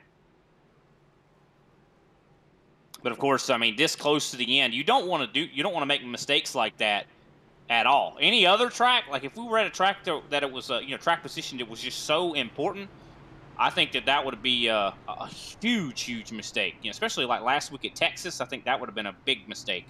Yeah, it's a little bit easier to come back from it here. And taking a look, Daniel Natty's crew doing a fantastic job on pit lane. In the box, stationary for only 7.3 seconds.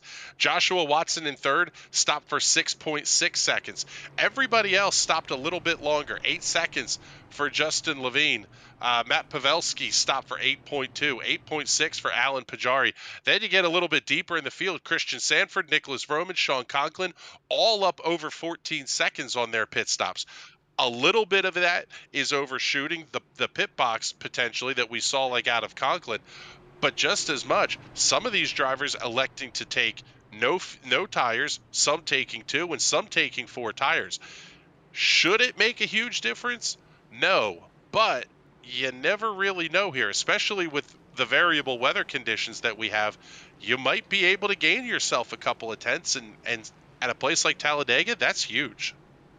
Well, I think the place that is going to matter the most is probably going to be on the launch, like actually on the restart. When you're hitting that gas pedal and going through the gears, that's going to be really about how much grip you're going to have. Because I do believe, not sure what, I think we're taking a look back at possibly the accident. Of course, we see right here Justin Levine jumping down in front of Joshua Watson. Big run on the bottom. And I do believe this is looking back at the event that led to this caution. I think that actually was the 06 that was involved in it. You see him slow right there on the backstretch. And of course, that was Spencer Burns, and kind of just lost it. It really, we're looking back at that, and that, of course, to kind of analyze that actual accident, and it looks like he just pretty much lost it. And fortunately, I don't think a lot of people really got into him. Could have been a whole lot worse, that's for sure. So that really wasn't the big one. Pace car lights are out, though, as we're getting ready to get this thing back underway. As it looks like, you see Brian Young kind of comes up. And I thought he lost it by himself. Actually, I clarify, he kind of had some help. Yeah, he got some right side romance at the exit of turn number 2, and that can be incredibly dangerous for these guys because we talked about the steering boxes that you run. If you run a little bit twitchier steering box, you're not going to be able to recover from that incident. No, I definitely agree for sure. And, that's where you would have the 16 to 1, 12 to 1, or something like that. I think having probably a little bit more of a sensitive ratio might be would help you in that situation. But then again, there's pros and cons either way, because I mean, if you have a little bit more of a sensitive ratio, it's very easy to overcorrect as well. Correct. If you're going to run a more sensitive ratio, you have to be able to keep your hands incredibly still.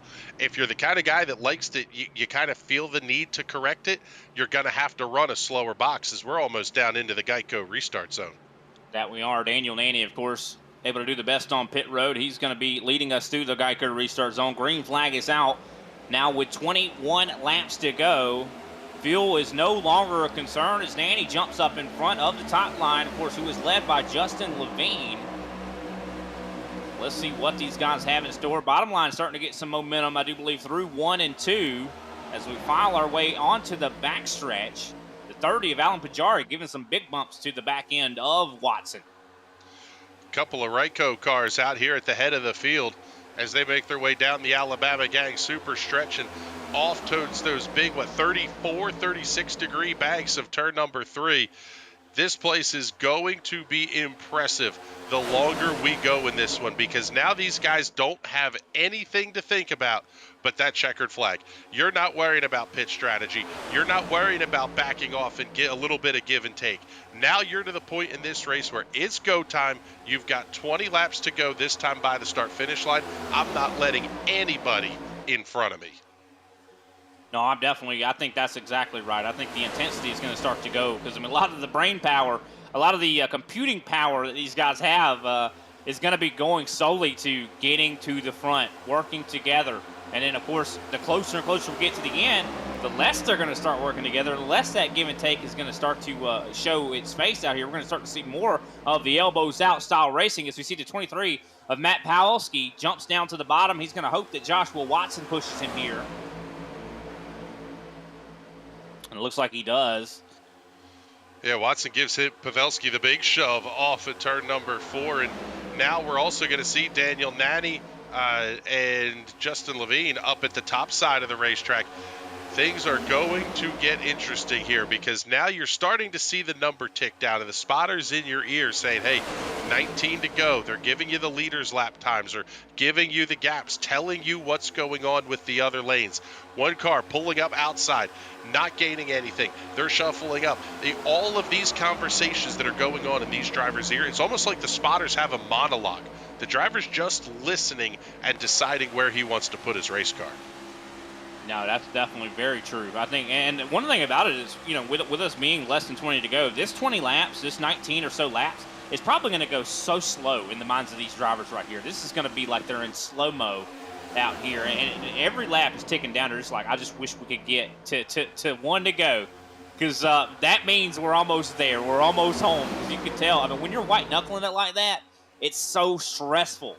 I'll tell you, that's why I'm glad I'm up here in the booth and not down there behind the wheel. Yeah, and you make the point about how you're being white-knuckled, and at the same time, things can seem like they slow down. That's where that being able to center yourself and really control your emotions is really important at this point in the race, because the more you can focus inward and say, okay, settle it down, we're in good shape, the slower things are going to happen on the racetrack. Maybe you can avoid the incident that might happen in front of you. You can see the guy that's about to cross 3 lanes and cut the runoff. It's when you're making very quick snap decisions on things, that's when you get yourself into trouble. No, well, 100%. But then again, I mean, you kind of have to be, 4 wide, and we're almost getting ready to pile them all up here, but somehow we stayed green. I think we saw Matthew Baker have some contact. If I'm not mistaken, that was the 35 of Christian Sanford as well. I mean, we saw all kinds of guys getting very, very close for comfort. Justin Levine was in there. They were packed in there like sardines touching, and somehow they stayed together or, stayed going in the right direction. Wow. How about that 34 of Jamil Hawkins? He's the 42, the white and green livery on the bottom of the screen. He was backwards about 20 laps ago. Now he's out here at the head of the field. You love to see that. Of course, he's being pushed by, of course, Matt Pawlowski, who's been up in the front a lot of this race as well. Joshua Watson, though, getting the run, I do believe, coming to the checkered flag. Or should I say the start-finish line? Not the checkered flag, ladies and gentlemen. We still have 16, coming up to 15 to go here. The time is running out. The hourglass is starting to run out of sand. Is the 42, we're talking about him. Of course, on the bottom, Jamil.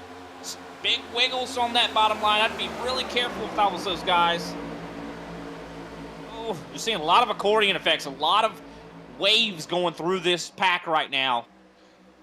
And even little brushes, you'll see the little bit of dust kick up, going full Luke Bryan, kicking dust up off that outside safer barrier as they come off the corners. A little brush is okay.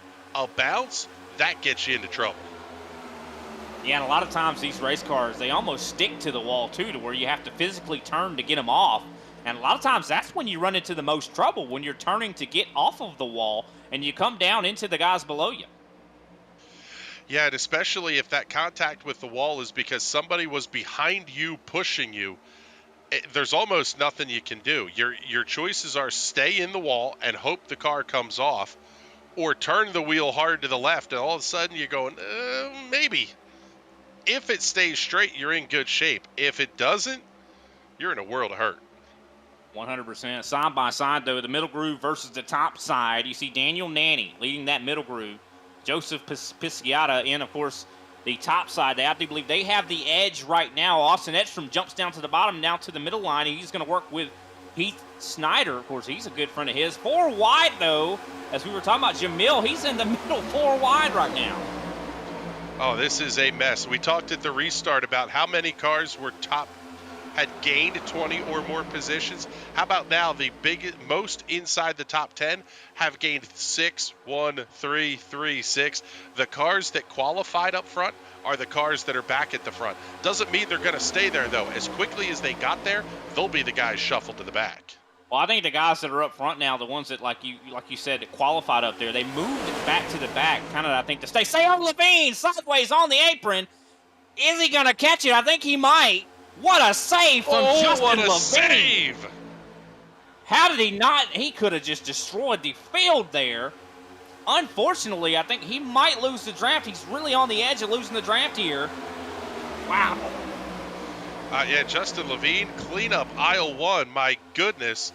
Get the boy a new pair of drawers. But I don't know that he lost the draft, because looking at where he's sitting now, I'm sitting about 2 point. Oh, yeah, he definitely lost it. He just went from about 2.2 to 3.2 seconds off the back of the pack.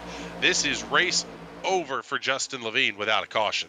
That is so unfortunate. Go from he's led a lot of laps here tonight. That's just a heartbreaker right there. But Austin Edstrom, who has been involved in a lot of crashes here tonight, he is now up in the lead. But here comes a big move from Joshua Watson through the middle. He's got, I do believe, help from Talon Smith in the 2 machine. Big run. Look at this. Talon Smith, the unknown driver here in Top Split NIS. Very high iRating, though. And he's showing it off right here. Joshua Watson, though, moves to the middle groove. I think he's trying to get with, one of his teammates there. I think that is Daniel Nanny leading that middle line. Yeah, Daniel Nanny was up at the front of the field not too many laps ago. Now back in the 10th position, but just a little bit of an energy shuffle, and all of a sudden he'll be finding himself right back at the front again. Tell you what, though, impressive drive here from Austin Edstrom. Up 25 from where he qualified. He was involved in an incident early in this race, able to drive that car and keep himself calm enough to drive his way back through the field. He's definitely in. Of course, we got GridVision on the front of that race car, so we are just so proud to see. He usually calls these races with us on Fridays. Every Friday he's up here in the booth getting excited and loving the racing. Now he's down there on the racetrack. Imagine if he goes from calling the race to winning this thing. How about it? That's impressive to pick up. Anytime you pick up a win in Top Split NIS, it's impressive. Oh, buddy, we are shuffling cars down onto the apron at the front of the field. How in the world did Heath Snyder save that race car? Yeah, I thought he was definitely going to lose it. You see Alan Pajari, of course, kind of, I think, lost a lot of momentum. He's being pushed at the moment, I do believe, by Christian Sanford at the moment. Top line starting to really move. You see Daniel Nanny, big run with Joseph Pisciata behind him, as we're now 10 laps to go here as we cross the line. Yeah, a couple of open palms at the start-finish line. They'll get the 10-finger salute, and we're only going to have, what, about 25 miles or so left to go here. 26.6 miles to be exact at the start-finish line. Interesting to see what we're going to see out of these middle lanes. Matt Pavelski starting to draw that middle line up towards the front. What is Austin Edstrom going to be able to do on the bottom side of this? Oh, he's going to bring a caution out. Stretch. And I think we need to probably watch Heath Snyder. I think he was definitely involved in this crash. He was right behind Austin Edstrom, and fortunately for Edstrom, he was able to, I do believe, get away from this scot-free. But everybody behind, I don't believe, got away as easily.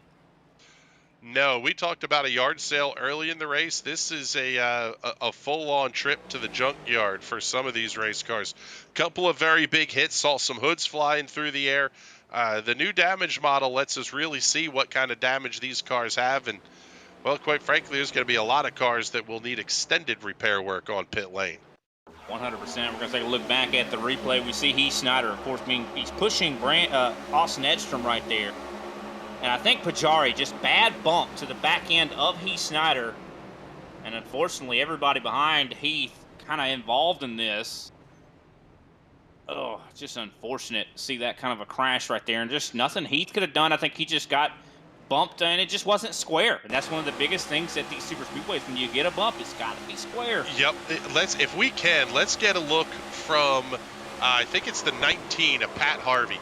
A spectacular piece of driving to get through this one absolutely scot-free. You're seeing that Toyota right on our screens. I do believe we're going to look back and see exactly what you're speaking of. You take a look. We're going to look through the cockpit camera here of the 19 of Pat Harvey. The seas I think the seas probably parted for this guy. Right here, look at this. Wow. Some good decision making there as well. It just wasn't the seas part of it. He just did some minute corrections to avoid that crash. That was exactly it. The hands were very, very stable behind the wheel of that car, and the spotter that's in his ear is probably telling him, back it down, back it down, back it down, back it down. But he didn't have to go anywhere to avoid anybody. Just keep it in a straight line, slow it down. Sometimes that's all you have to do. No, yeah, 100%. I mean, and that even harkens back to what you were talking about before about just being calm and knowing how to center yourself. Because a lot of times if you're like all hyped up and kind of, you react to just on a split second on instinct or something like that, you could make the situation much, much worse. And if you just kind of calm down and just try to, because what you're seeing in front of you is not going to be what it's going to be in a moment, That's exactly right. The rule used to be aim for where the cars are now. They won't be there when you get there. Back by, I would say, probably the mid-70s or so, that rule started to change a little bit. And now today, you really have to be able to react quickly. It's not a matter of just hold it there and aim for the car that's spinning because he won't be there anymore. You have to be able to take decisive action. But sometimes that action is just stay in the straight line. As soon as you start sawing on that wheel, bad things happen. Oh, yeah, 100%. Of course, with that yellow flag coming out, I do believe we're going to probably have about 5 laps to go, a 5-lap shootout here at Talladega. And I'll tell you, I don't know if this is going to be pretty. A lot of times when you have a 5-lap shootout at a super speedway, a lot of guys are going to go home, I think, with some upset feelings. Yeah, up to this point, you had a little bit of give that you could say, hey, okay, we didn't get a great restart. We'll make it up on the back straightaway. The problem now is if you try to make it up on the back straightaway, they might be gone and your shot at a win could be over. So this really is a matter of these guys absolutely have to be spot perfect on the restart. If you're the car in the outside lane, if you're Pisciata, you don't necessarily have to match the start that Daniel Nanny's going to make, but you have to be able to talk with the guys that are behind you or be able to work with the guys behind you to say, hey, here's what we're going to do. And if you have teammates, you have the ability to talk in a Discord server or a TeamSpeak server, that really makes coordinating these restarts significantly easier. And it looks like pace car lights are out. I do believe we're going to actually have a 6-lap shootout here. Daniel Nanny, of course, in control of the field. Talon Smith, though, where did he come from? I've never even heard of this guy. Of course, he's in a 2 machine, so he has the second highest iRating in this field behind Nicholas Vroman. So he's got to have quite a bit of talent. I'm wondering where did he come from, because I've never seen him before in NIS competition. Yeah, I'm pulling the info up on this one because, again, that's a name that I haven't heard of. Daniel Nanny is a 67-61 iRating. Talon Smith, 76-82. Wow. You're not crossing 7,500 without being an absolute stud behind the wheel of one of these things. Nicholas Vroman, who's the number 1 car in this one, is a 77-27. There is a lot of heavy iron in this one, but don't sell out Matt Pavelski just yet. He's a 46-11 iRating. Brian Young in the 36 car, last car to make the show, 41-87. These guys are still talented. You don't cross 4,000 iRating without being a pretty good driver as well. No, you're exactly right. And imagine how much, I'd say confidence building that would do to be able to beat some of these guys that have 7,000 plus iRating. I mean, that could be a huge difference maker, I think, in the mindsets of some of these drivers to go, for their future competition to say, hey, I went out there and I raced with the best of the best, and I was able to really be competitive, and I won over them. No. Yeah, and sometimes it's not even getting a win, but hey, I've got my first career top 5 in an NIS race. Those are the little victories that some of these guys fight for. But now with 6 laps to go as we get ready to come to green, all the bets are off, and all anybody can see is that checkered flag. 100%. This is when it starts to get real. The sand is drained out of the hourglass here as the green flag is back out in the air. Daniel Nanny jumps up in front of Pisciata. Of course, Talon Smith left all by his lonesome essentially on the bottom. He's going to have to hope that he gets some help from Palski. And top line really starting to surge with some momentum. We've got a big one breaking out. Trouble, turn 2. One car going around. That may have been Edstrom. I think you might be correct. I think Austin Edstrom definitely involved, as well as we see a couple cars slow filing onto the backstretch. I don't see a lot of damage on Edstrom's race car, so I'm hoping everything's okay there for him. But I know you kind of saw more of it than I did. Let's take a look at the replay. Yeah, it kind of looked like as they were heading off into turn number 1, the outside lane started to stack up ever so slightly, and that was just it. Little bit of contact at the back end. Man, I'll tell you what. That's the second wreck that I do believe Alan Pajari was involved in. I mean, Pajari, very similar accident as well. Pajari just bumping and wasn't square. Just another bump draft gone wrong for Pajari. That's exactly it, especially if you're making contact on the left-hand side of that bumper. It is so incredibly easy to get these cars turned around. At this point in the corner, they are at full load. So any kind of bump on the left-hand side could turn somebody, but when you get them actually on that left rear quarter panel, that's going to be game over. It looks like what I think really happened was the guys in front, Austin Edstrom was trying to slow up for Richard Garcia, and I think Pajari just did not see this coming, and I think he just didn't react to it in time, unfortunately. Of course, it looked like a bad bump draft gone wrong, but it kind of as well looked like I think that Pajari just did not react. I think that he just might have been blinking at the time when this happened in front of him. Yeah, hearing that, I guess it's a little bit of a semantics thing. Was it a bad pass? Was it a bad bump? The reality of it is this late in the race, you're not giving that up one way or the other.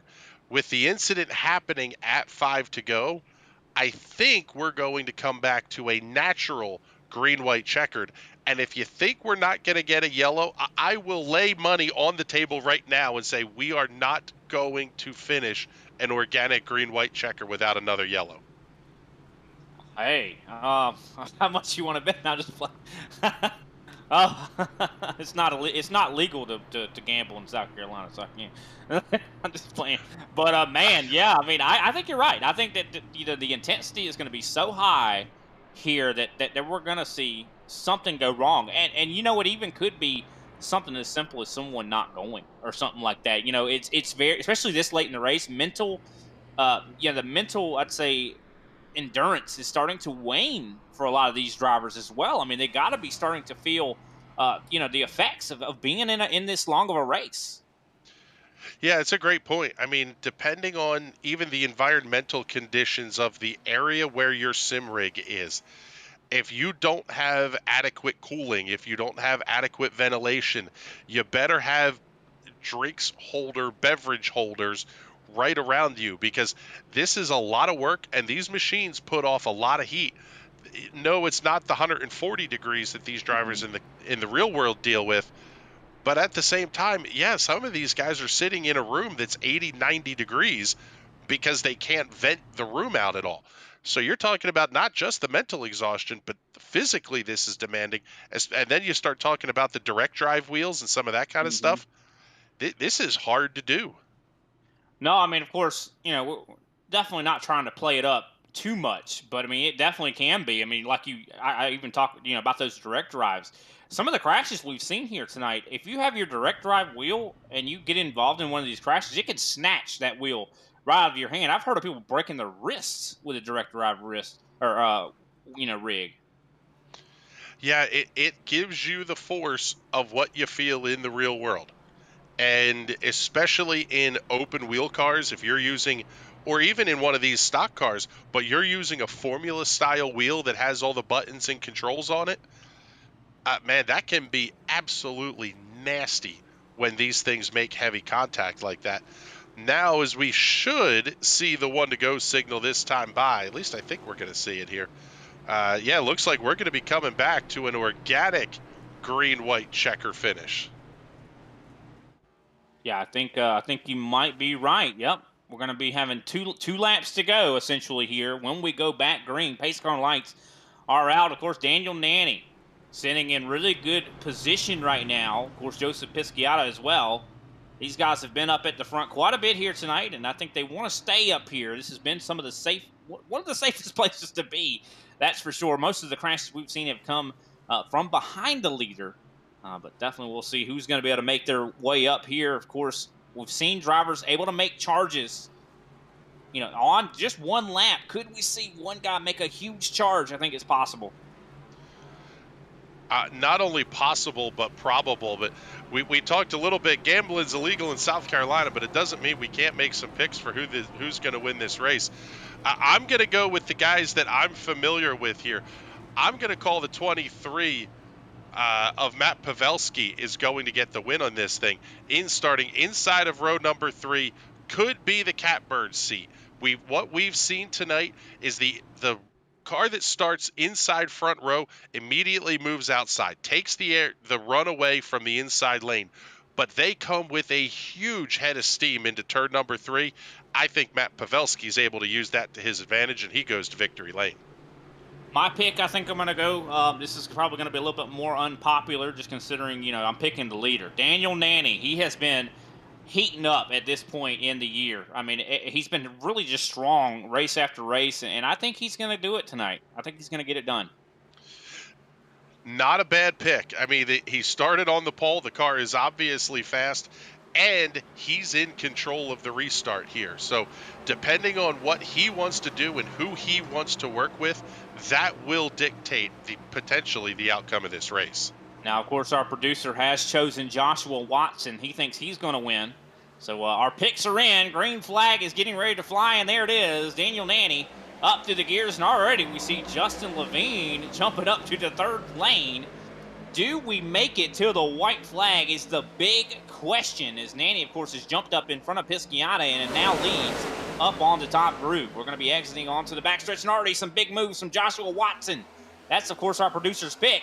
Does he get the momentum going from that bottom line? I think we're going to find out here shortly, as a couple of cars getting shuffled out down onto the apron in the back straightaway. But here comes that inside lane. Pavelski's going to move up to the middle lane. Watson's going to clear that lane with him. Are they going to have the big head of steam here, though? Those cars start to die out ever so slightly. Daniel Nanny has the outside lane with a 6-7 car advantage off of turn 4. 4 wide right here is, of course, you see Jose Acosta making some blocks on Joshua Watson. And it looks like, I think we both might have been wrong. I think the white flag might come out here. And that is the white flag. We will end it on the next check. The next flag is going to end this. Joseph Pisciata, big run to the inside on Daniel Nanny. He has control at the moment, but Nanny, of course, trying to get a run. Who was that down on the apron? What a save! That was the 36 of Brian Young. He was all the way on the apron in turn 2. Oh, and Justin Levine making a big move. Daniel Nanny with a big block. Oh, they are touching, packed in like sardines. Big wreck. Joshua Watson, I do believe, involved in that one, and they are still wrecking. But, of course, it does not matter because we are going to the checkered flag. Justin Levine in control right now. Big move from Spencer Burns. This is going to be hard. Oh, Megan McGuire. And he takes out Levine. Who is going to win? Everybody's wrecking. Sean Conklin gets it done at Talladega. Oh, my goodness. Levine, unfortunately involved in that crash with Megan McGuire and Spencer Burns. My word. Good luck to producer Austin deciding what we want to replay off of this final lap. Wow. That was an absolute dumpster fire coming to the finish, but an incredible run for Sean Conklin, able to keep the car up front. That was just absolutely nuts. And your top 2 swap positions from the original drop of the green flag. Conklin started second, Nanny started first, and Joseph Pisciata started 7th. The heavy iron that was there at the front of the field was there at the end of the night. Wow. And I'm sure Justin Levine's probably furious right now because Maggie McGuire, I know, had made a move underneath the apron under the yellow, and I'm probably very upset about that as, of course, we see Sean Conklin doing a burnout to survive the melee. Talked about how aggressive this driver was earlier. The aggression seems to have paid off, and the 54, or the 3, I should say, goes to victory lane. And I think we've seen this guy in victory lane on GridVision before, and I'm sure this is not going to be the last time as well. Can we see where he was at the start of the white flag lap? All righty, we're going to take a look at the we're going to take a look at the final results here after that barn burner of a finish. Sean Conklin, of course, your winner. Daniel Nanny, 2nd place. Joseph Pisciata in 3rd. Brandon Smith, 4th. Philip Henry in 5th. Matthew Baker, 6th. Richard Garcia in 7th. Talon Smith in 8th. Derek Heitman in 9th. And Spencer Burns in 10th. Finishing in the 11th position tonight is the number 7 of Justin Levine, followed by Nicholas Vroman in 12th.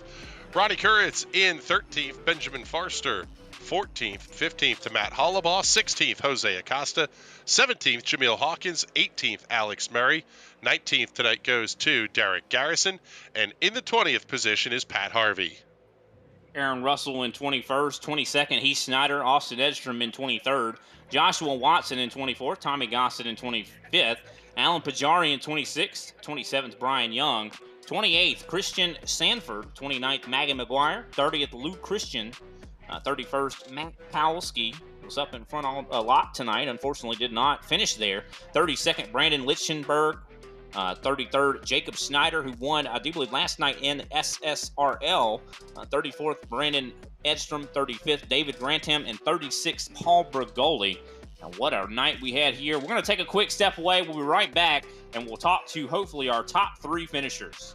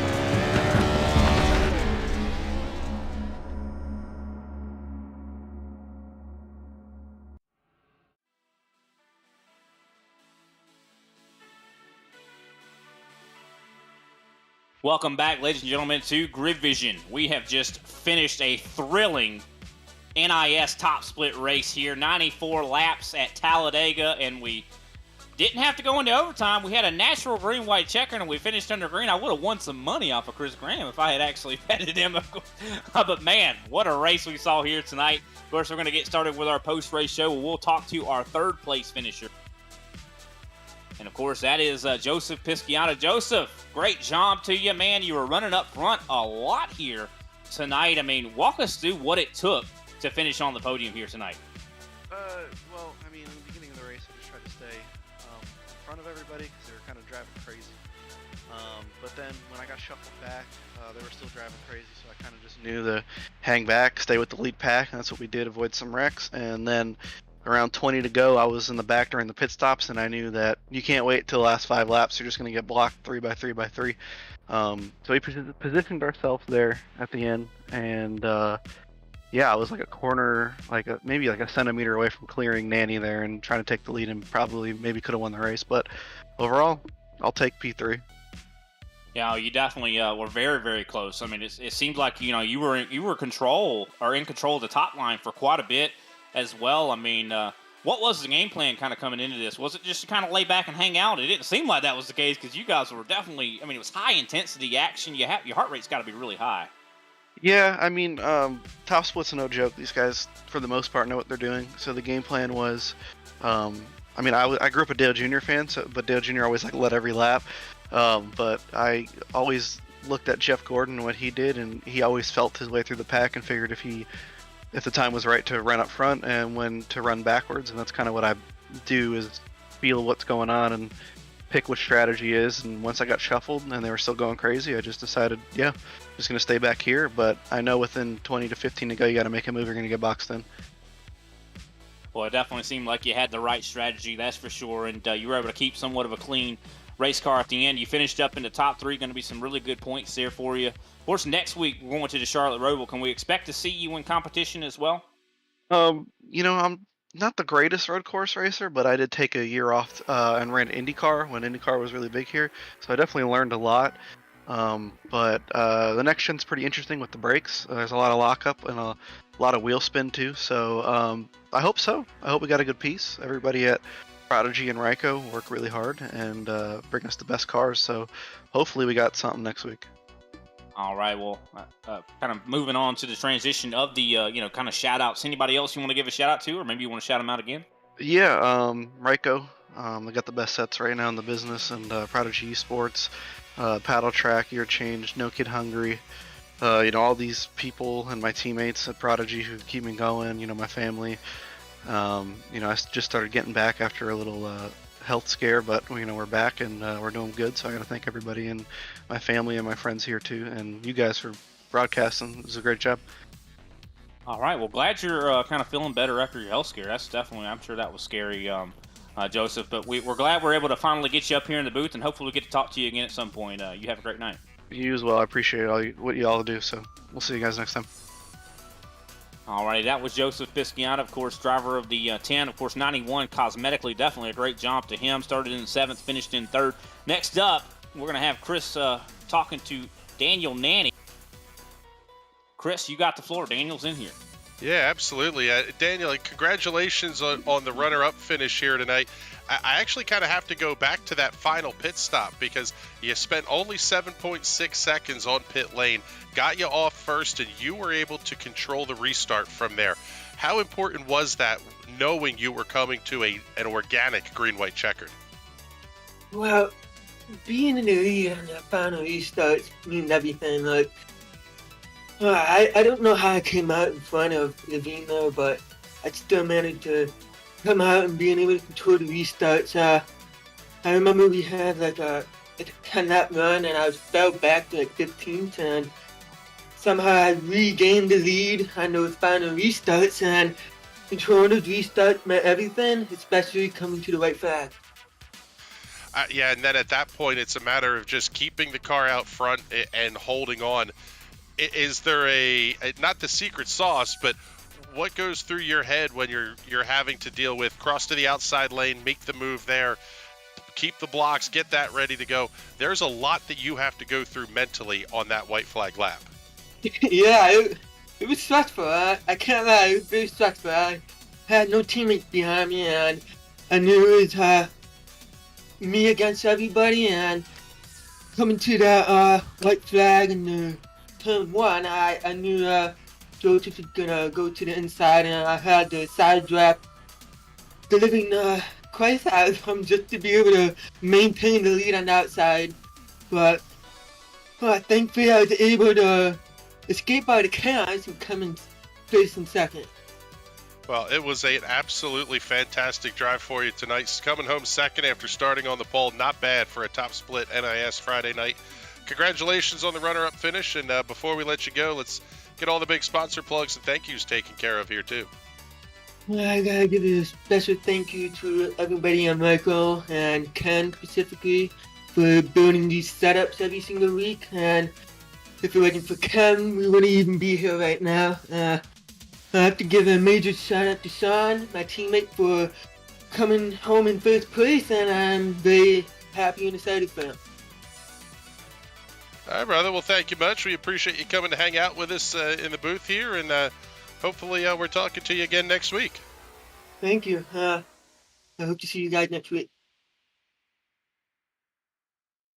All righty, that was Daniel Nanny. Of course, definitely a fantastic performance there for him. He finished in that second place position, and I called him to win, but Sean Conklin had to make it so I was wrong. But Sean, definitely a really great drive for you here tonight, man. I mean, we've seen you win on GridVision before, and you get to go again to victory lane, and it seemed like the seas kind of parted for you there at the end with that accident. How you feeling, man? Oh, that was fun. That was also funny. I came across the line, and the only thing I was doing was just laughing. That was definitely like a Mickey win, I would say. But I think every win, most wins at super speedways are. But I'll take it. I will take it. I did not expect to win that. we were in 8th at the white flag. I did not think we were gonna get anywhere near up there. If anything, I thought we were gonna go farther back, but we got left out. We went back to like I think like 12th, between 12th and 15th, and they all just wrecked.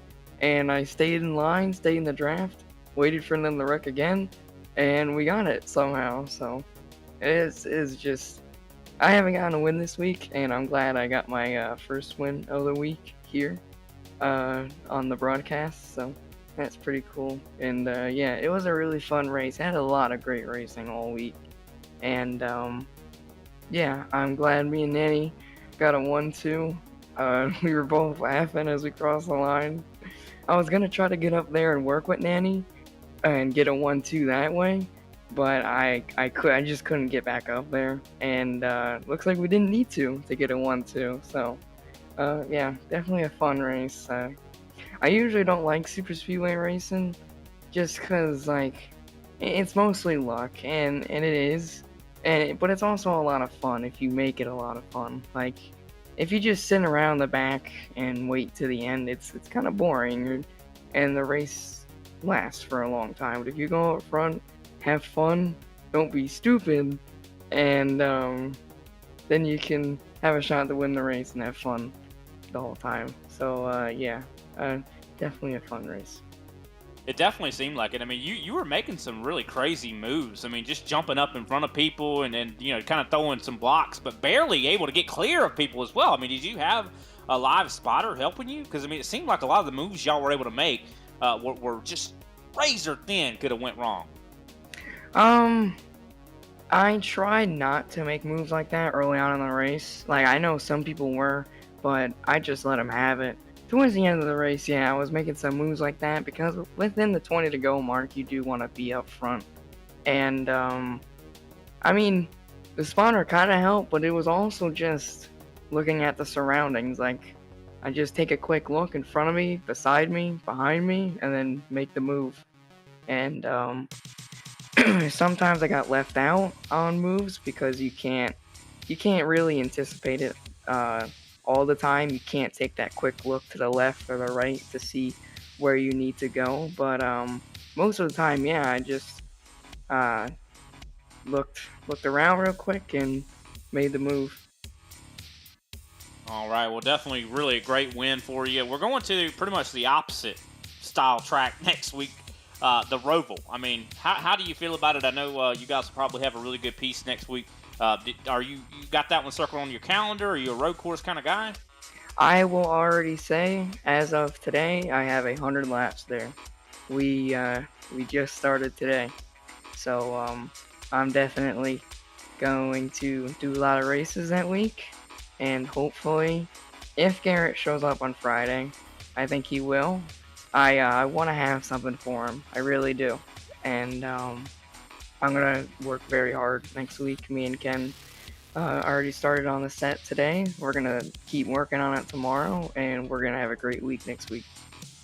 Well, we look forward to seeing how all that work paying off. I know it's going to be tough to beat Garrett Maines. I mean, he's very, very talented.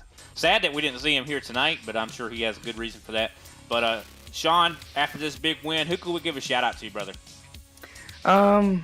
Just big shout out to Ryko. Like, I know I say it every week, and it is just like an insane amount of time Ken puts into these setups for us to go run and win these races. Like, when you take a look into it and realize how far you've come, like, since I've been on this team, I have, like, gone so far, talent-wise, like, just everything, skill-wise, just being smart, and Ken has taught me a lot of stuff, teammates have taught me a lot of stuff, just, like, maturity-wise, skill-wise, and racing-wise, just big shout out to Ryko as always, and yeah, that's about it. All right, Sean. Well, thanks for your time, brother, and great job, and can't wait to see what you do next week. We'll definitely be cheering you on. Thank you. All righty, that was Sean Conklin. Of course, fantastic job from the 15-year-old driver. I mean, he is just, I can't imagine what his potential, how high he's going to go. That's for sure. I mean, you can't deny the fact that he's got a lot of talent. Chris, final thoughts here tonight. Yeah, first off, thank you very much to the entire GridVision crew for having me on your broadcast airwaves this evening. This one was a lot of fun. It was quintessential Talladega. It was wild. It was fast. Anything could happen and did happen. We saw some of the best saves you'll ever see on iRacing, and at the same time, the cream rose to the top with Sean Conklin and Daniel Nanny finishing at the front of this thing. Absolutely spectacular show as always out of the NIS guys. 100%. We definitely want to thank you as well for coming in and replacing Austin Edstrom here tonight. Of course, we got to watch him out there on the racetrack, and that was really cool to do. And hopefully we get to call another race with you at some point as well, Chris. I definitely really appreciate it. But let's take a look at the schedule for, of course, the remainder of this week, and we'll look at a little bit at what next week is going to hold for us as well. And, of course, I do believe tomorrow, 9 p.m. Eastern Standard Time, we're going to see the Major Series in action. Not exactly still sure on what the car and track combo will be, but I know that's going to be a fun one either way. And, of course, Sunday we'll have a doubleheader. It's going to be, I do believe, the Global Racing Truck Series at Talladega, so that'll be a good one to see for sure. And, of course, we'll see the RGR Kailu Glass Cup Series at 9 p.m. Eastern Standard Time on Sunday as well. Monday, we'll be continuing the GridVision Superspeedway Series at Talladega. I do believe that's in the NASCAR trucks, if I'm not mistaken. Of course, Bristol is going to be making its appearance known once again on Tuesday with the Champion Power Equipment Truck Series at 9 p.m. Of course, on Thursday, we just picked up the SSRL Truck Series. They'll be at Charlotte Roval, I do believe, at 9 p.m. Eastern Standard Time. And, of course, Friday, the cycle completes itself once again. We'll be at the Charlotte Roval in NIS competition, 9 p.m. Eastern Standard Time. We're going to see a whole new group of guys. The Road Course Ringers make their way onto, of course, into the NIS competition. Can't wait to see that for sure. But with that, I do believe that brings us to the conclusion of tonight's broadcast of the NIS Top Split here at Talladega on GridVision. Congratulations to Sean Conklin for such a tremendous an impressive win. I know he's building quite the resume here lately. Thanks to everyone that tuned in tonight as well. I want to thank my co-commentator, Chris Graham, as well for stepping up. Also, my producer, Austin Derbyshire, and anyone else that's involved with GridVision. My name is Brian Britt, and we'll see you next time.